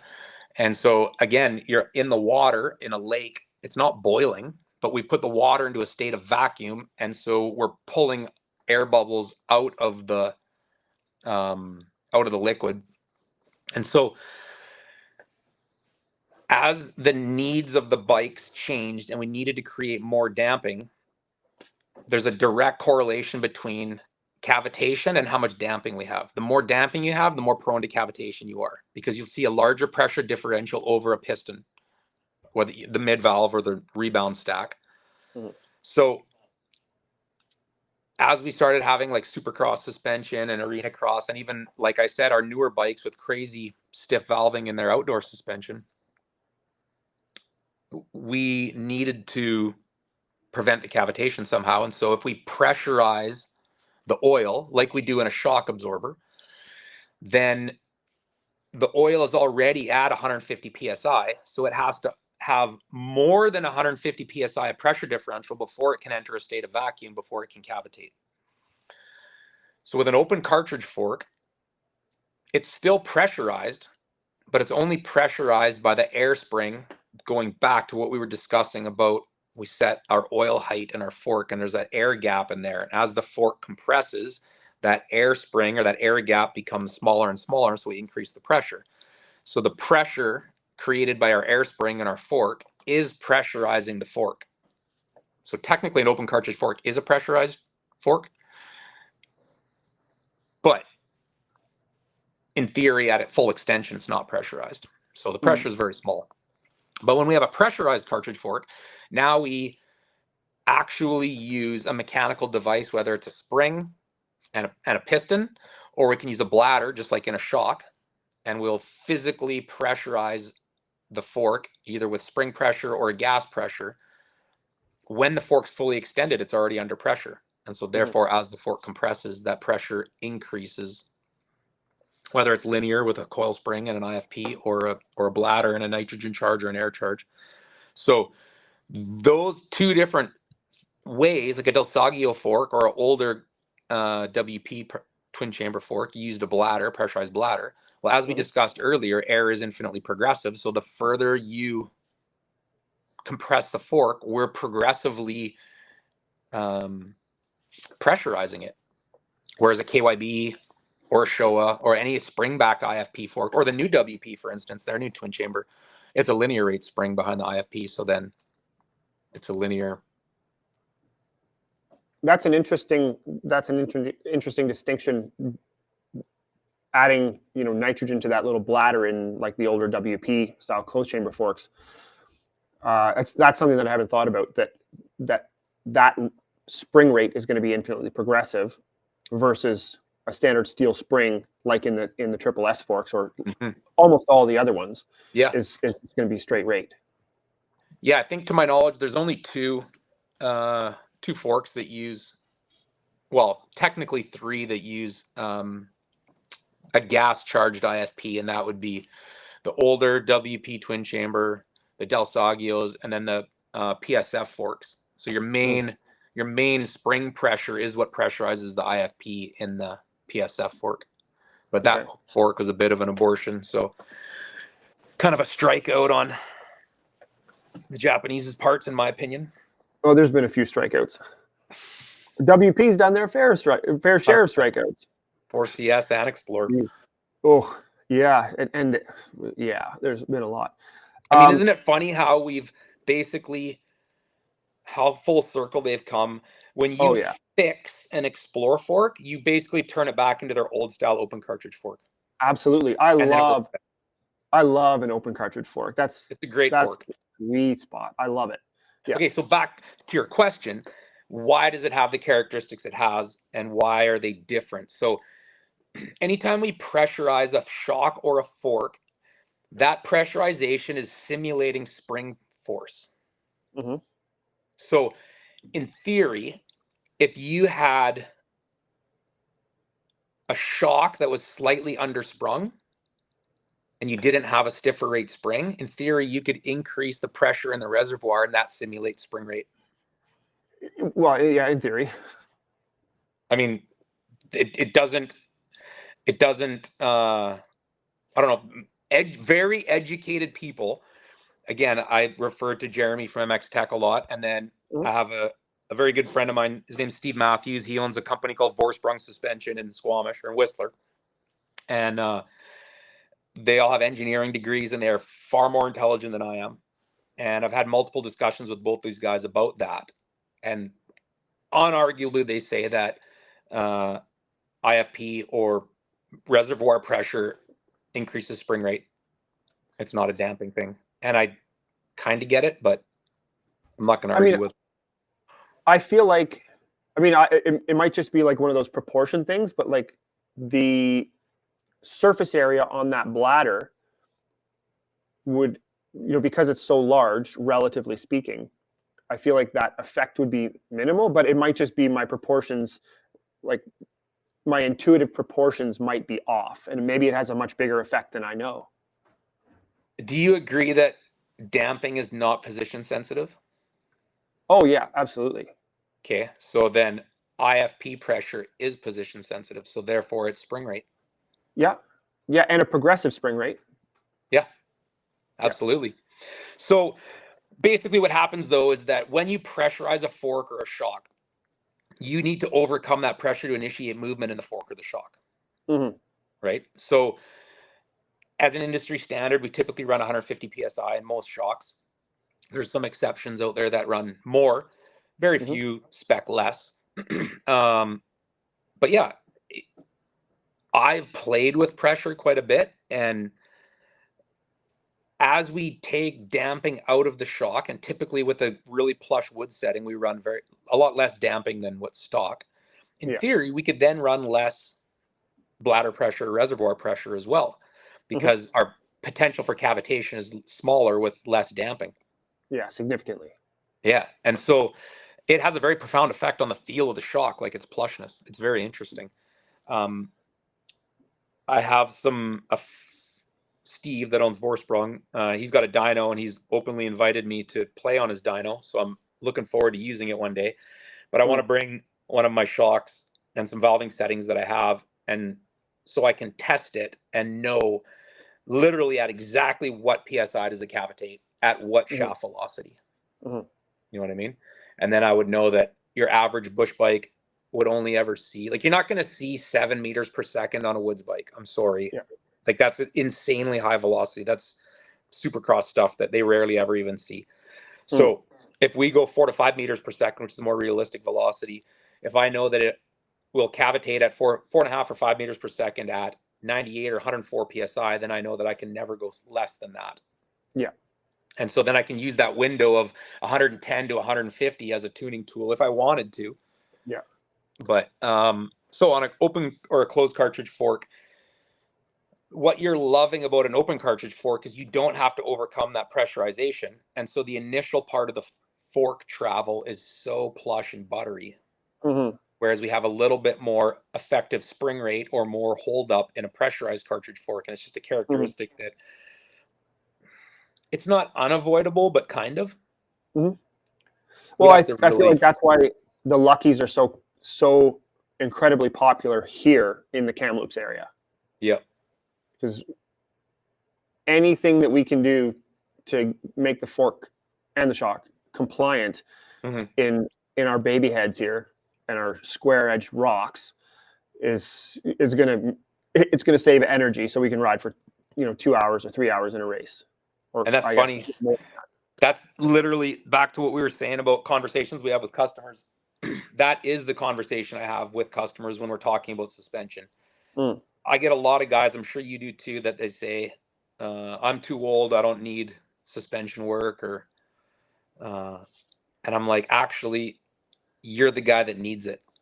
yeah. Suspension is all about fatigue management, and you're 58 or 62 or 68, whatever your age is, Hmm. you can't afford to crash and get hurt. And when you're gassed on your way to the back of the truck, just exhausted, that's when something's going to happen. Hmm. And so if we can manage that fatigue as late as possible in the ride, you're going to be stronger, healthier, more alert, and less prone to injury for a larger percentage of your ride, hopefully all of it, by managing, like with suspension, your comfort. So I'm not trying to be like sales pitchy, but it is. I think it's a safety issue. Oh, absolutely, it's a safety issue. So, um, whereas when you have Tristan Hart or some young, very talented athletic rider, you could throw him on Hmm. garbage and he can still ride it fast. Yeah, you can And throw his on it fitness is for 200. so, yeah, whatever. Like, can Yeah. he ride as fast as he could on his own bike? No, but he can still ride way faster than any of us. Hmm. So, I think we've kind of come full circle here, but there's two things that I feel like we should touch on. One I'm really curious about personally. When I see, like, I always know when I pull a fork or a shock apart when it has blood oil in it. So I mean, we talked about this the other day. Like, I want to start offering that to my yeah, customers because yeah. I can see the difference and it's obvious. Why? Why Hmm. is that? Ugh. Like, I've Man, pulled shocks apart that have 200 hours on them with blood in it. Not super aggressive riders, but like that oil with regular oil, it's gray and the yeah. shock body is shot, and with blood, it's like it comes out red. Or even like I find when it gets houred up, it almost turns a bronzish ambery color. Yeah, it doesn't do what the other oils do. No. Man, I am a firm believer in like products that work, Mhm. and I'm also a firm believer in people behind the products. So I love that. I love that. if it's some People douche behind the product. nozzle that makes like the best carbon whatever, then I could care less to ever own it, have it, sell it in my shop. I wouldn't even recommend it to anyone. Yeah. But when you've got like a genuinely amazing beauty of a human being behind a product, Mhm. and it's really good product, I'm all over it. They're gonna So go hand like, in hand. yeah, so like Nate Delaney, he owns DDC. That's a whole nother podcast. We could talk about what happened with Dirt Tricks. If the general public knew what Dirt Tricks did to Nate, nobody would buy Dirt Tricks anymore. Oh, I really? promise you. I promise you. So he was Dirt Tricks. He invented it. He started it all up. He worked for this big machine shop in the States. He got backdoored, and eventually he got back up on his feet and he started making his sprockets again under DDC Delaney drivetrain components. And I've dealt with him for years, 15 years at least. And he's such a beauty of a human being and he Mhm. has such a good product. So Mhm. that's one that's like so easy to stand behind. And so Geoff Green from Blood Racing is another one. I kept hearing Kiefer talk about how cool of a guy Jefferson is or whatever. And so, yeah, truth be told, like because of Kiefer's, you know, good words about it, I phoned him up and introduced myself and wanted to talk to him about how I could use his products or get his products. Mhm. And man, that guy's treated me like gold since day one. We have 30-minute phone conversations. I didn't know much about his business, but over time and getting to know him over the years now, he and another he has a partner that owns a different oil refinery. They buy crude together, and he refines his oil from crude. Like he 100% does. manufactured in the US by him every step of the way from crude oil. Wow. Wow. He makes oil for 80 other manufacturers. 80. 80. When we were having this conversation, it just happened to come up, and in my back of my head, I'm like, oh, I should ask him how much if he makes oil for anybody else. I bet you he makes stuff for probably 7 or 8 other dudes. And literally the next sentence out of his mouth was, I have 80 other companies that I manufacture oil for. Wow. Like, it's not small time. Mm.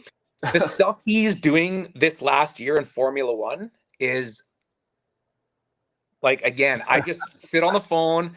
I could just put out a lawn chair and crack a beer and Yeah. just let Geoff talk. It Yeah. is so cool. You just nerd out on his knowledge. Is there anywhere online where people can listen to him talk, or has that No, not he's happened? got this like, I think we need to do a podcast with him because Okay. he is Okay. he is Malcolm Smith. He is the coolest dude. He's Okay. seen everything. He's a good old boy. He's a Republican. He's like, he's a beauty. He's an absolute beauty. And so when they have good products, and I'm going to get to the story here to back my product, like, I mean, I can sell anybody garbage, but Yeah. so I was dealing with blood for quite a few years.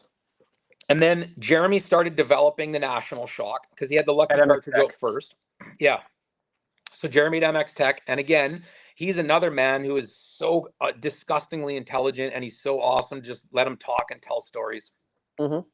So he was telling me about developing the National Shock, and they were having some issues with the shock at a national level when AMA pros were racing at WW Ranch or Southwick, any hot, sandy, really stressed the damper. They were having like horrific, catastrophic shock fade, no damping. Yep. 10 minutes left in the second moto, all Mm-hmm. gone, pogo stick, and he couldn't figure it out. And he was, I got a tiptoe here. He was using a very popular brand of oil, a very, very popular, well-known brand of oil, Mm-hmm. and it's not made in California. And it was the oil. 100% it was the oil. And so he got a hold of somebody, referred him to another dude. This guy, Jeremy's in Illinois on the East Coast, and he got referred to this guy who apparently was responsible for developing and tuning trophy truck suspension. And he knew this guy, but he'd never really talked to him very much. And so somebody in the industry said, "Hey, you need to talk to Mike Michelson." Whatever, I don't know what the guy's name is. And so he did. He called him up and he said, "Hey, this is the problem I'm having, and I was told that maybe you'd be able to help us out." And the guy said, "Yes, absolutely, I can. I'm going to get you to send me 3 or 4 samples of your favorite suspension fluid and 3 or 4 samples of your most hated suspension fluid, and I'm going to do oil analysis on them. I'm going to tell you why you like this stuff and why you dislike this stuff, and then I'm going to blend you some oil that's going to be the best suspension fluid you've ever used." Oh. So Jeremy's like, "Yeah, sure, whatever." Mm-hmm. Anyways, fast forward, the guy made him I don't know, probably a 45-gallon drum of fluid, and they set off to testing, and they ran it Just for probably a a year, little smidge of oil. right? And he walked the walk. The oil did everything he said it would do, Mm-hmm. and Jeremy was like, "This is amazing. Like, this is exactly what we wanted. I would like to go into production with that oil. I'd like you to, so that I can offer it to my dealer network and my customers for my shocks." Mm-hmm. And that's where they hit red tape. So one of the additives one of the ingredients in the additive package was patented. And you know who held the patent? I'm wondering. Geoff Green from Blood Lubricants. So Jeremy's like, "Okay, cool." So he calls up Geoff. And why do we patent stuff? So that if people want to use it, you charge them money, right? And so Jeremy explained the scenario, and he's like, "Apparently you hold the patent on," again, I don't know what the ingredient was, but we want to make this suspension fluid, and it has one of your ingredients that you patented. So I was just wondering how much money you would like for us to use the product. Mm-hmm. And Geoff wouldn't let him use it unless it was co-branded. And Jeremy didn't want to co-brand it. Mm. So now I'm like, are you kidding me? So potentially the best suspension fluid in the industry, and we can't have it over a pissing contest over two guys over not wanting to Yeah. put their name, someone else's name on their suspension fluid. Yeah. I was angry, but in the same breath, I'm using the suspension fluid of the guy who holds the patent for that ingredient. Yeah. Right? So in my mind, I already have the best suspension fluid that's out there. Mm-hmm. Luckily, over probably the next year, Jeremy and Geoff came to terms, and they do have a co-branded suspension fluid. Mm-hmm. And ironically enough, it's clear; it's not red. I love clear because you can see what's in it like after as it Yep, wears. I agree. So, anyways, I don't use Jeremy's stuff. I'm probably loyal to a fault. I'm loyal to Jeremy, but Geoff has been phenomenal to me, and I don't think I'm doing anything wrong by to continue to use Geoff's stuff. Yeah. I think it's just as good as what Jeremy's got. Mm-hmm. Or again, I don't have AMA pros using this shock at Southwick. So Yeah. even if Geoff's isn't as good as what Jeremy made, nobody here would ever be able to exploit that out of it. It's not possible. You're getting way into the realm of diminishing returns. Yep. So, yeah, I'm loyal to Jeremy and I'm loyal to Geoff, and both those guys are beautiful human beings, and so that's kind of my blood story. I have phenomenal conversations with Geoff every time I phone him. He's a very busy man. Like I say, he's doing stuff with Formula One projects. He does stuff with, if you actually dig into how many people he sponsors with road racing, dirt oval, like outlaw cars.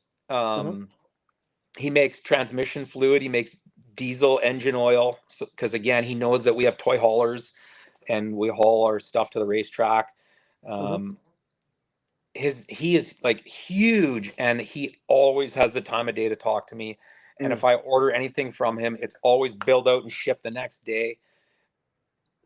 Man, I find that with excellent people, like I've seen it over and over again in the industry. When I have a problem and I'm like, I need some input, and I start talking with people, and who can I talk to, and like I need to have a conversation with somebody, and the person, the guys that answer the phone, or the guys that are available to talk, or the guys that respond with a lengthy email, those are they're the smartest, high functioning, most excellent humans that are part of the industry. And I think something that the dirt bike industry doesn't do well is elevate those people. Like the cream in the dirt bike industry, It doesn't sometimes it doesn't always rise to rise the top. I heard Mitch Payton's like that, like in a good way. Mm. Like he's in, if you kind of know him, or like you can go to pro circuit and just walk in the back, he'll just talk to you about shit. Like he's just the coolest dude. Whereas I think Jamie Ellis at Twisted Development wants to be like that, but I think he's so pulled in so many different ways, he just knows he can't. He's got too much on his plate. It takes a lot for a human to run a business, and to be an amazing tuner, and to be personable. Like that's a unicorn. Especially when the success of the business, or the quality of the product, which I will also put into the success of the business. Yeah. It doesn't hinge on you being a sweet dude or not. Jamie Ellis could be the biggest douchebag in California, and all the privateers are still getting their engines built there because the quality of the product speaks for itself. Jamie is not a douchebag. I want to be very clear, but he could be, right? And it wouldn't matter. Whereas for you and I, we don't have a cult following, so we need to be personable and nice to our customers. So that's some of the appeal. Well, and maybe that's just a function of the internet, or I think it might have been part of like what happened with the magazines back in the day, like with Dirt Bike and with like Trans World, and kind of the gatekeepers. I don't want to call them gatekeepers. I know a lot of them are great dudes, But I feel like it's oftentimes what everyday riders and their families and like the guys that you and I talk to on a day-to-day basis, it's hard for them to decipher what, decipher the nuggets from the shit, like because of all the marketing and all the inside deals and our problem obviously anymore isn't that we have a lack of information. Our problem is sifting through the huge fire hose of information that is coming at us all the time and getting the nutritious stuff that's in there somewhere, Yep. mixed in with all the rest of the stuff. Yep. But yeah, kind of what we're talking about. Like, I don't feel like anybody, how do I say that? Nobody can be the best at everything, right? Absolutely. And so the more you stay in your lane, the better you can be at what you're dealing with. Mm-hmm. And then I just think it's important to surround yourself with other really intelligent people that are staying in their lane. So Mm-hmm. again, like you say, who do I call about this? And Yeah. as we gain experience in the industry and we gain contacts and stuff, right? Mm-hmm. I don't. Yeah, I mean, if it's something to do with cam timing, I'll call that guy. If it's again, we can pick whatever part, ECU or whatever. Then yeah, I don't want to deep dive into all that stuff. I don't have enough hours in the day. I just want to be good at one thing. But as long as Mm-hmm. I have that catalog of people to call when it is something else. Well, I think that's part of what makes the good parts of the industry really good. And I think that's like, I mean, you're my main competition in my local area, but we get along great. Mhm. And like I send people to you, you send people to me. Like I call you, you call me, whatever. I got one of your cranks on the bench right now. I think it's yours. Yep. And Um, I've straight up, like, full disclosure, I've had customers' bikes. Like, when it comes to troubleshooting drivability issues, I'm very driven or motivated by turning over things at a higher rate. I worked flat rate in car dealerships when I was an automotive mechanic, and that worked mhm. great for me. I wanted to get as much work done in an 8-hour day as possible. But Yep. sometimes a byproduct of that is unintentionally missing steps or not wanting to be as thorough as you need to be. Mhm. And I recognize that you are much more thorough than I am. So I've had problem bikes that I can admit I couldn't solve or didn't want to. And I've Mhm. phoned you and said, hey, Chuck, can you come pick up this bike? I'll pay you. I need you to look at it for me. Mhm. And you are more thorough than I am. And I've just said, here's what it does. And you rechecked a whole bunch of stuff that I already said was good, which is what I wanted you to do. Don't trust Mhm. me. Yeah. Put fresh eyes on it, right? Yeah. And Sometimes that's so all it takes is just fresh eyes. 100%. And having that option, and like, I think that's invaluable that you can, again, the pie is huge. Why, when you make posts on Instagram, I see some of my stuff in the background. I don't Yeah. care. Yeah. I have more work than I have time to do. Why would I care if somebody's that had me do their forks is getting the service at your shop? Yeah. Or like Justin, I can't remember his last name, Fellens, right? Oh yeah. He was back Yeah. and forth, right? Oh, Chuck can get me these tires for this. Cool, get them from Chuck. I'm Cool. totally Yeah. slammed. I don't have time to mount them. Oh, can Chuck mount them for me? Probably. Call him up. Yeah. I think it's amazing to be able to feed off each other, bounce back and forth. Yeah, that's one of the things that has driven me nuts about the industry. So many shops are like, "Oh, well, if you don't buy the tires from us, then we're going to charge you double to install." I'm like, "What is that about?" Like, Mm-hmm. I don't get it. I don't care. Like, and I think that's where that might be one of like the red flags. If you got a shop that is kind of like that, as really really guarded and really Yeah. like and against what other places are doing or what other dudes are doing, and they can't work together. Like I have strengths, you have strengths, and I don't know why we're fighting for turf. And like you say, with cam timing, as soon as you said, I need information about cam timing, the she devils at webcams. That's like a contact that I've, that's, and you and I both have them all over the industry. talk to this guy, talk to that guy. Yep. And if you can tap into that, that network of excellence, man, you can get stuff done. And sometimes it's just like giving the job away to somebody who can do it better, and give the customer, at the end of the day, give the customer a better result. I mean, really, that's all we want. Yeah. Right. Like if a customer comes here, you know, again, back when I was road racing and I was building some sport bike engines, like I had John Hopkins down in Portland at a shop that doesn't exist anymore, RPM. He gave me I was building a 750, a super sport engine, and he gave me some Yoshimura cam timing specs. And again, I'm not his competition. I'm in BC. He's in Portland. Yeah. You know what I mean? I'm not mowing his lawn. But it was awesome that he was willing to share that information with me. And then I installed the cam timing numbers in that 750. And then the customer was like, dude, this thing's a missile. And I'm like, hey, it's not my numbers, right? That's Yoshimura Suzuki. Like, I can't take credit for that. I just put them in. But it doesn't matter. The customer was over the moon. And then they felt like they got value for their money. And really, that's all that matters. Speaking of value for money, and you said it earlier about a junk product, you did send me a note, and there's one thing that jumped out of our notes. And speaking of, again, like Nate with DDC and Geoff with Blood and carrying on with these good products, is let's talk about seals. That's the last thing that I think, like, we have to talk about that. We have to. Yeah. I've repeated your line so many times. Installing a leak. Yeah. It is. If you're putting all ball seals, and again, I'm sorry to like poop on people in the industry, but at some point you have to own what you're doing.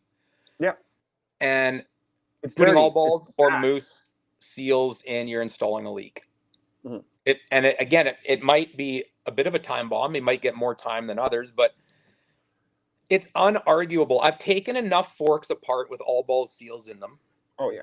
And absolutely destroyed bushings and washers, and had to literally heat fork tubes up to the point where you're melting the rubber of the seal in order to get the seal out. Yeah. I'm sorry, it's wrong. It's just wrong. Yeah. It's morally it's morally wrong. And I've never had that with an SKF seal. No. Ever. When I put standard SKF seals in, they're heavy duty seals. When I put my seal driver around the fork tubes, I don't even have to slide hammer it. You just push it in. Yeah. Just pushes in, put your snap ring in, and you just push your dust seal down, done. You don't molest the thing to get the seal in. And yet they don't leak. They never leak. Like around where they go in. Yeah. Obviously, every seal is going to leak at some point. Yeah. I don't know about you, but I've found if the fork's maintained-ish, I regularly would see 80 to 100 hours on a set of SKF seals before they need replacement. Easy. In fact, if a customer, I mean, depending on the rider. Yep, and where, because Whispering Pines has that silty sand, right? That tends to get in places a little more. But if you're servicing your forks, in theory, if you have a motocross kid that's like, say, servicing his forks every 25 or 30 hours, you will go 3 services before the seals need replacement. Yeah. Yeah, most of the fork services that I do, especially like repeat customers, or if they have SKF seals in them and they're not, strange situations notwithstanding, I change the seals before they leak. And oftentimes it's especially with enduro riders, it's often north of 100 hours. Yes. Yeah, I agree. NOK seals are great. They're fine. Yep. I find they install. Yep, they install fine. The lifespan, I don't think it's quite what SKF is. Close. Yep. There's no question, especially the new dual compound SKF seals. I don't think there's a question that they have less stiction than. Oh no, there's no. Than an NOK or a TTO. I believe NOK make Pro X's seals, don't they? I believe yes, and I think so. And NOK, there's a few of them. Like I have some here. I never use them, but like Athena. Yes. Athena used NOK for a while. So Yep. not all of their stuff is NOK. No, but a lot is. It's funny. And nobody goes for these anymore. This looks so cheap. Yeah. They're Look NOK at that. seals. Totally. I get them from MC Distributing. Yeah. I never They're probably installed them. inexpensive. Yeah, these are for a triple S fork. Yep. And I think they're $40 for the pair. So like they're not super cheap. It's still you're for dual compound SKF, you're $116. Yeah. Yeah. Retail. So like I keep some of these so that if I have a customer who's like, $50 is a big deal, then okay, we'll throw some of those in. But I almost never do. But those are they're NOKs. They're exactly like OEM. Yep. They're not going to leak. No, you're putting in a good product. Yeah. Did you know that when you go to the race tech school in California and they talk about, I'm sure you do the same thing as I do, you polish your fork tubes on a lathe. Actually, you did that little Instagram reel the other day. I've done a few. I think a lot of people were talking about what you use to polish the tube with, and we said, well, you said Scotch-Brite. I use the same thing. Yeah. But I think Paul Feed said, in terms of the crosshatch that you're putting into the chrome tube, for its ability to hold oil and provide lubrication and actually decrease friction, he said the best grit he's found in testing is 200 grit. Really? Could you imagine what a customer would say if you polish their tubes with 200? They would go through the roof. Like, it would look like you destroyed their fork tubes. Yeah. 200. I mean, apparently that's. I don't believe I would never do that. I'm sorry, but yeah, just the curb appeal is pretty bad. Yep. Yeah. I mean, all due respect to Paul Deed, like he's probably right. Like he probably is from an engineering perspective of just numbers. He's probably right. Yeah. I'm sorry, I'm not going there. Yeah. Well, you don't need to. No. Scotch-Brite leaves a nice finish on it. There's a nice crosshatch. Yeah. It takes all your vertical scoring out. It does what it needs to do. And the amount of times that I have caught a dinged fork tube just because I'm polishing in the lathe. Yep. Absolutely. I got one in my metal bin right there that I caught the other day. Yeah, you feel it right away. Yep. Like even the slightest little imperfection, you feel it instantly. It's crazy. Yeah. We should land the plane. This always happens. But we go too long. But I'm curious. Like, I was super excited when I saw that you were doing a suspension clinic at your place. Are you going to do more of those?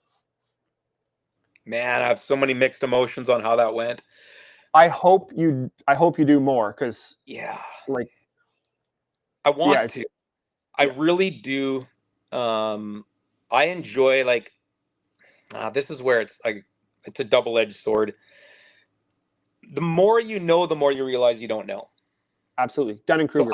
So I don't think that I know anything. I openly say it to Jeremy all the time. In the big picture, I am nobody. I get that.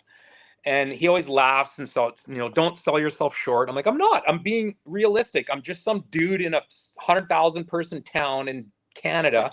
Yeah. You know what I mean? In Canada, of all places. Third world country. I mean, I know we have a good reputation for good riding, whether it's mountain biking or dirt biking. And I'm confident in my workmanship. We didn't really get into that in this podcast, but I feel like that's really important. We can't cover everything. You should be proud of, again, I did mention a little bit, at some point somebody's going to go into the fork or shock that I've worked on last, and I want them to be like, oh, that's nice. Like, things are machined nice or disassembled properly, not just filed or hacked or whatever. Yeah. And so, but as far as schools go, I am totally comfortable if we do some type of a maintenance school, whether that's how to change fork seals, or a basic suspension 101 where we cover a little more in detail about what we did today: springs, damping, And again, I love having props there to explain to people so they can touch them and feel them and slide them in and out, and they understand a lot better. Mhm. So my biggest problem is, how do I make it cost effective for everybody, Mhm. so that if I'm going to dedicate a weekend of uh, my time away from work is valuable to me. And so I want Mhm. it to be financially viable. And then I also want it to be that the person taking the course feels like they got good value for their money. Mhm. So just to be clear and open, I did a 2-day clinic at my shop. We had 6 people here. I charged each person $500. Each person got a Race Tech Bible, and I provided seals, shock seals, oil seals, fork seals, shock seals, and all the oil, all the materials. And they brought their suspension with them. I taught them all about it, and then they left with fully serviced fork and shock. So it was about $800 worth of service work done that they did themselves and learned about it. Mhm. And so for $500 each, it Oh, was, it's a no-brainer. It's such a no-brainer. everybody said they were totally happy with the price and what they got for it. Where it fell into the weeds was, some people were totally nerding out on what I was getting into in damping theory. And then 3 or 4 of the other people, I can tell they're looking at the ceiling, and I've lost them completely. That's that is such a hard thing to do, and I know it's not as simple as saying, "Oh, level 1, level 2." Like that never works. People can't self-assess. It's a really hard thing to do excellent quality education, as you well know. Mm-hmm. But I And really I hope that you can figure it out.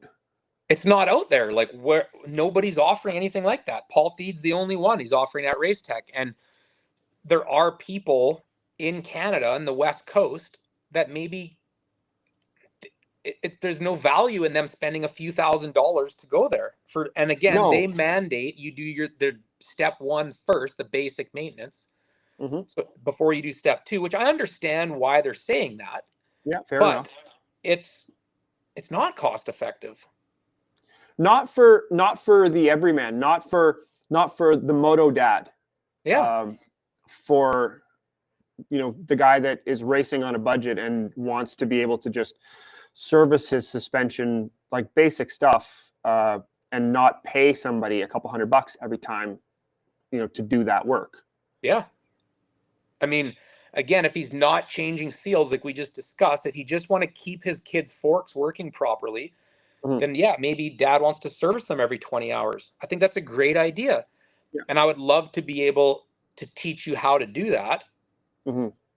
Um, but then there's some people that want more than that. And I have respect and appreciate the people that do deep dive into, they want to talk about their mid valve and their base valve and shim stacks and stuff. And I want to nerd out with them on that stuff too. I love it. But yeah, Well, that's something that I struggle with too. I mean, you've probably noticed that I don't talk about suspension a whole lot on Instagram, and part of it is because I'm not an expert, and part of it is because it's so vast. Like I did, the one the other day where I just changed seals, but doing that in 60 seconds, it's really hard. And then separating, like, to do a video on how to change fork seals. Well, are they conventional forks? Are they open chambers? Are they closed chambers? Is it 4CS? Is it AER? Are we getting into doing, servicing the inner cartridge, which yeah, obviously you should if you're yeah. servicing your forks. It's such a difficult thing. It's hard to categorize what we're going to learn today. Have you got negative feedback yet that you're too expensive on a certain service? Um, Not directly, but sometimes, you get somebody who calls and then says, and oh, what's this going to cost? And I tell them, and then they say, okay, I'll get back to you. Totally. Like, I know. So again, in that initial conversation with people, I'm very clear and upfront with them usually right away, is like, if you're looking for the cheap guy in town to do your fork seals, you're at the wrong Yeah, shop. yeah, I actually don't want the little nickel grinder guy to, like, yeah. that's not my target demographic. I try to pride myself in the quality of work that I do, and products that I'm using, from oils to seals to whatever. And so you're getting a premium product. And unfortunately, there will be a higher price tag on that. But I'll stand behind my work. Yeah. I just had a customer that we didn't change his fork seals. I serviced his forks this winter. And then he got 4 rides in and his fork seals started leaking. Well, it was 2022 when we changed his seals. Mm-hmm. And it's like, it's not my fault. And it says right on my receipt, there's no warranty on fork seals. Mm-hmm. But I still changed them for him for free. Yeah. I felt bad. Yeah, I just charged him for a fork service a month ago. And he didn't want to change his seals, and now they're leaking. So should I have charged him? Sure, I should have. But whatever. I charged him for the seals, and it's all good. I have a happy customer. But that's part of it too. Like, I charge 5 hours to do a top end on a 2-stroke. And that's more than a lot of people charge. And my shop rate's 120. And, so that's $600 in labor to do a top end on a 2-stroke. And a lot of guys kind of like look at me sideways about it. But I just did one, bike sitting over there. And during those 5 hours, it actually does usually take me a good 5 hours. Sometimes I can do it in 4. Mm-hmm. Sometimes it takes a little more. But I changed his clutch dampers, checked all his clutch plates as well, cleaned the whole power valve. I was just going to say, cleaning power valve is the time consumer. Every single one completely disassembled, no carbon left when I'm done. And checking piston clearance before and after, and getting a gauge, like, okay, you could next time go 20 hours longer, like all of that stuff. Oh, and taking the ignition cover off, checking the crank bearing, a crank seal, changing the starter bushings, like that type of stuff. I agree with you 100%. I don't want to be the cheapest guy in town. My shop rate might be, what's your shop rate? 125.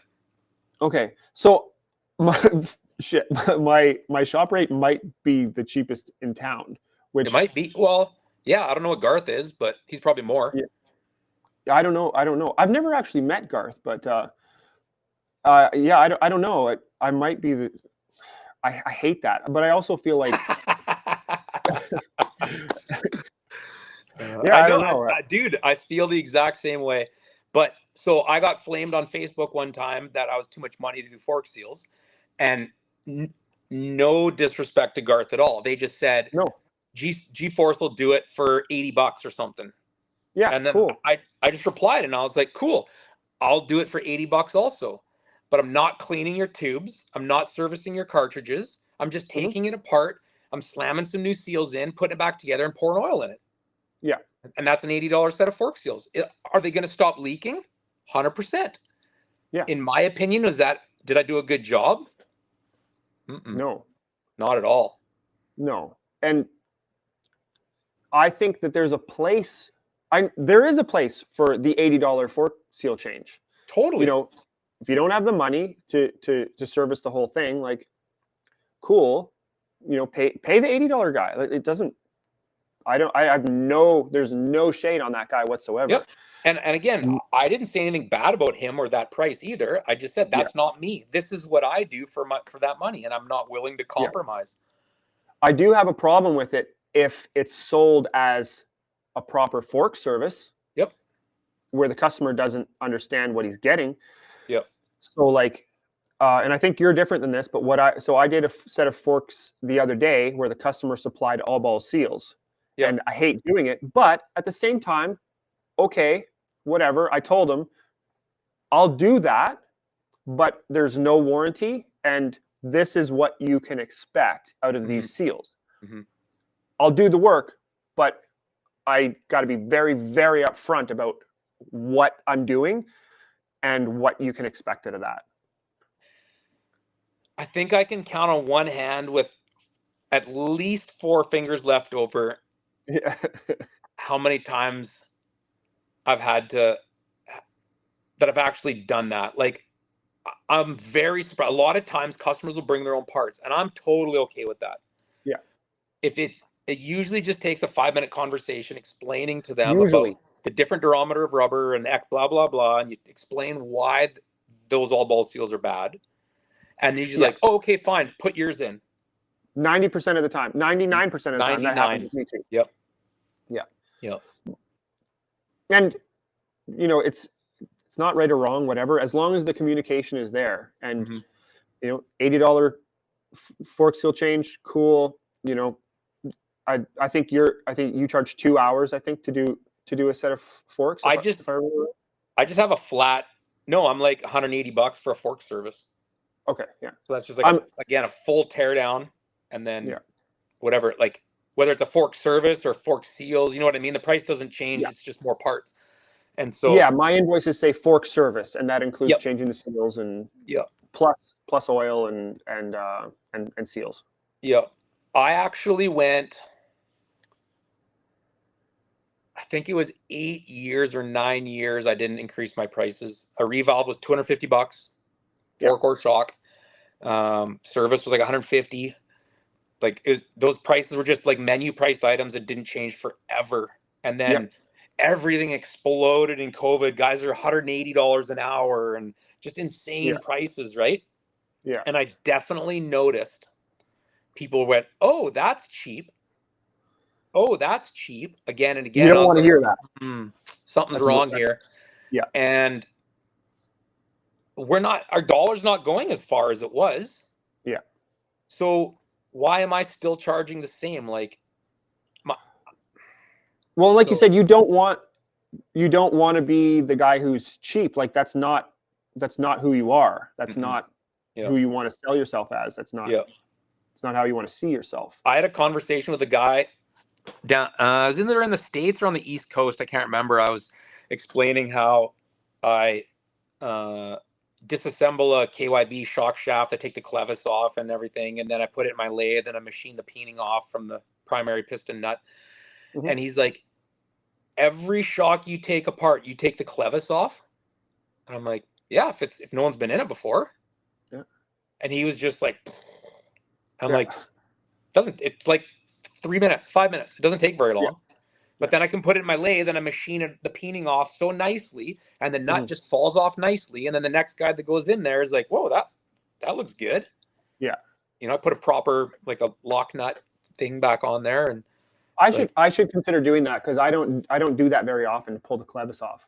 But that would allow me to put it in my lathe. And that's a way I could do better with that. And honestly, like, yeah, you just quick little shot with some heat, just warm the clevis a little bit. Yeah, it doesn't take long. Just boom, it just unthreads like butter. And then you like can check the little O-rings in there, and usually slide the rebound needle out and grease it real quick, and that little hourglass thing on WP. Yeah. Bless them. We gotta wrap this up. Bro. Yeah, I would love to do one with some of the oil guys that you were talking about, with the blood guys and whatnot. I suppose, I mean, this is going to be seen all over the world. So, like, I mean, I don't know if it helps to give your phone number, but like, you might as well. Or how do you want people to get in contact with you? I mean, I think that social media is a terrible way to advertise locally. So for me, this is like, my social media stuff has nothing to do with my local business. Yeah. But you might as well, if people want to get a hold of you, how should I mean, to be honest, I have no problem giving out all my personal information to the world. I don't really care. I have nothing to hide. But my website's just www.gpmoto.ca.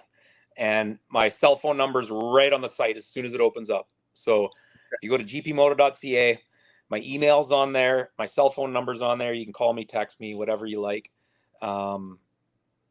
Yeah. So cool.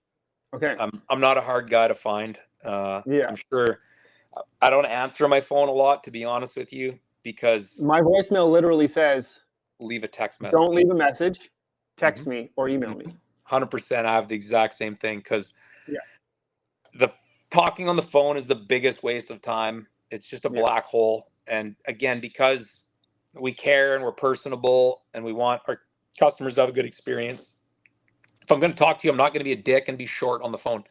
Yeah. We're going to have a 15 or 20-minute conversation. And I can't do that with everybody that calls. So yeah, and you can't do it when you got fork oil all over your hands.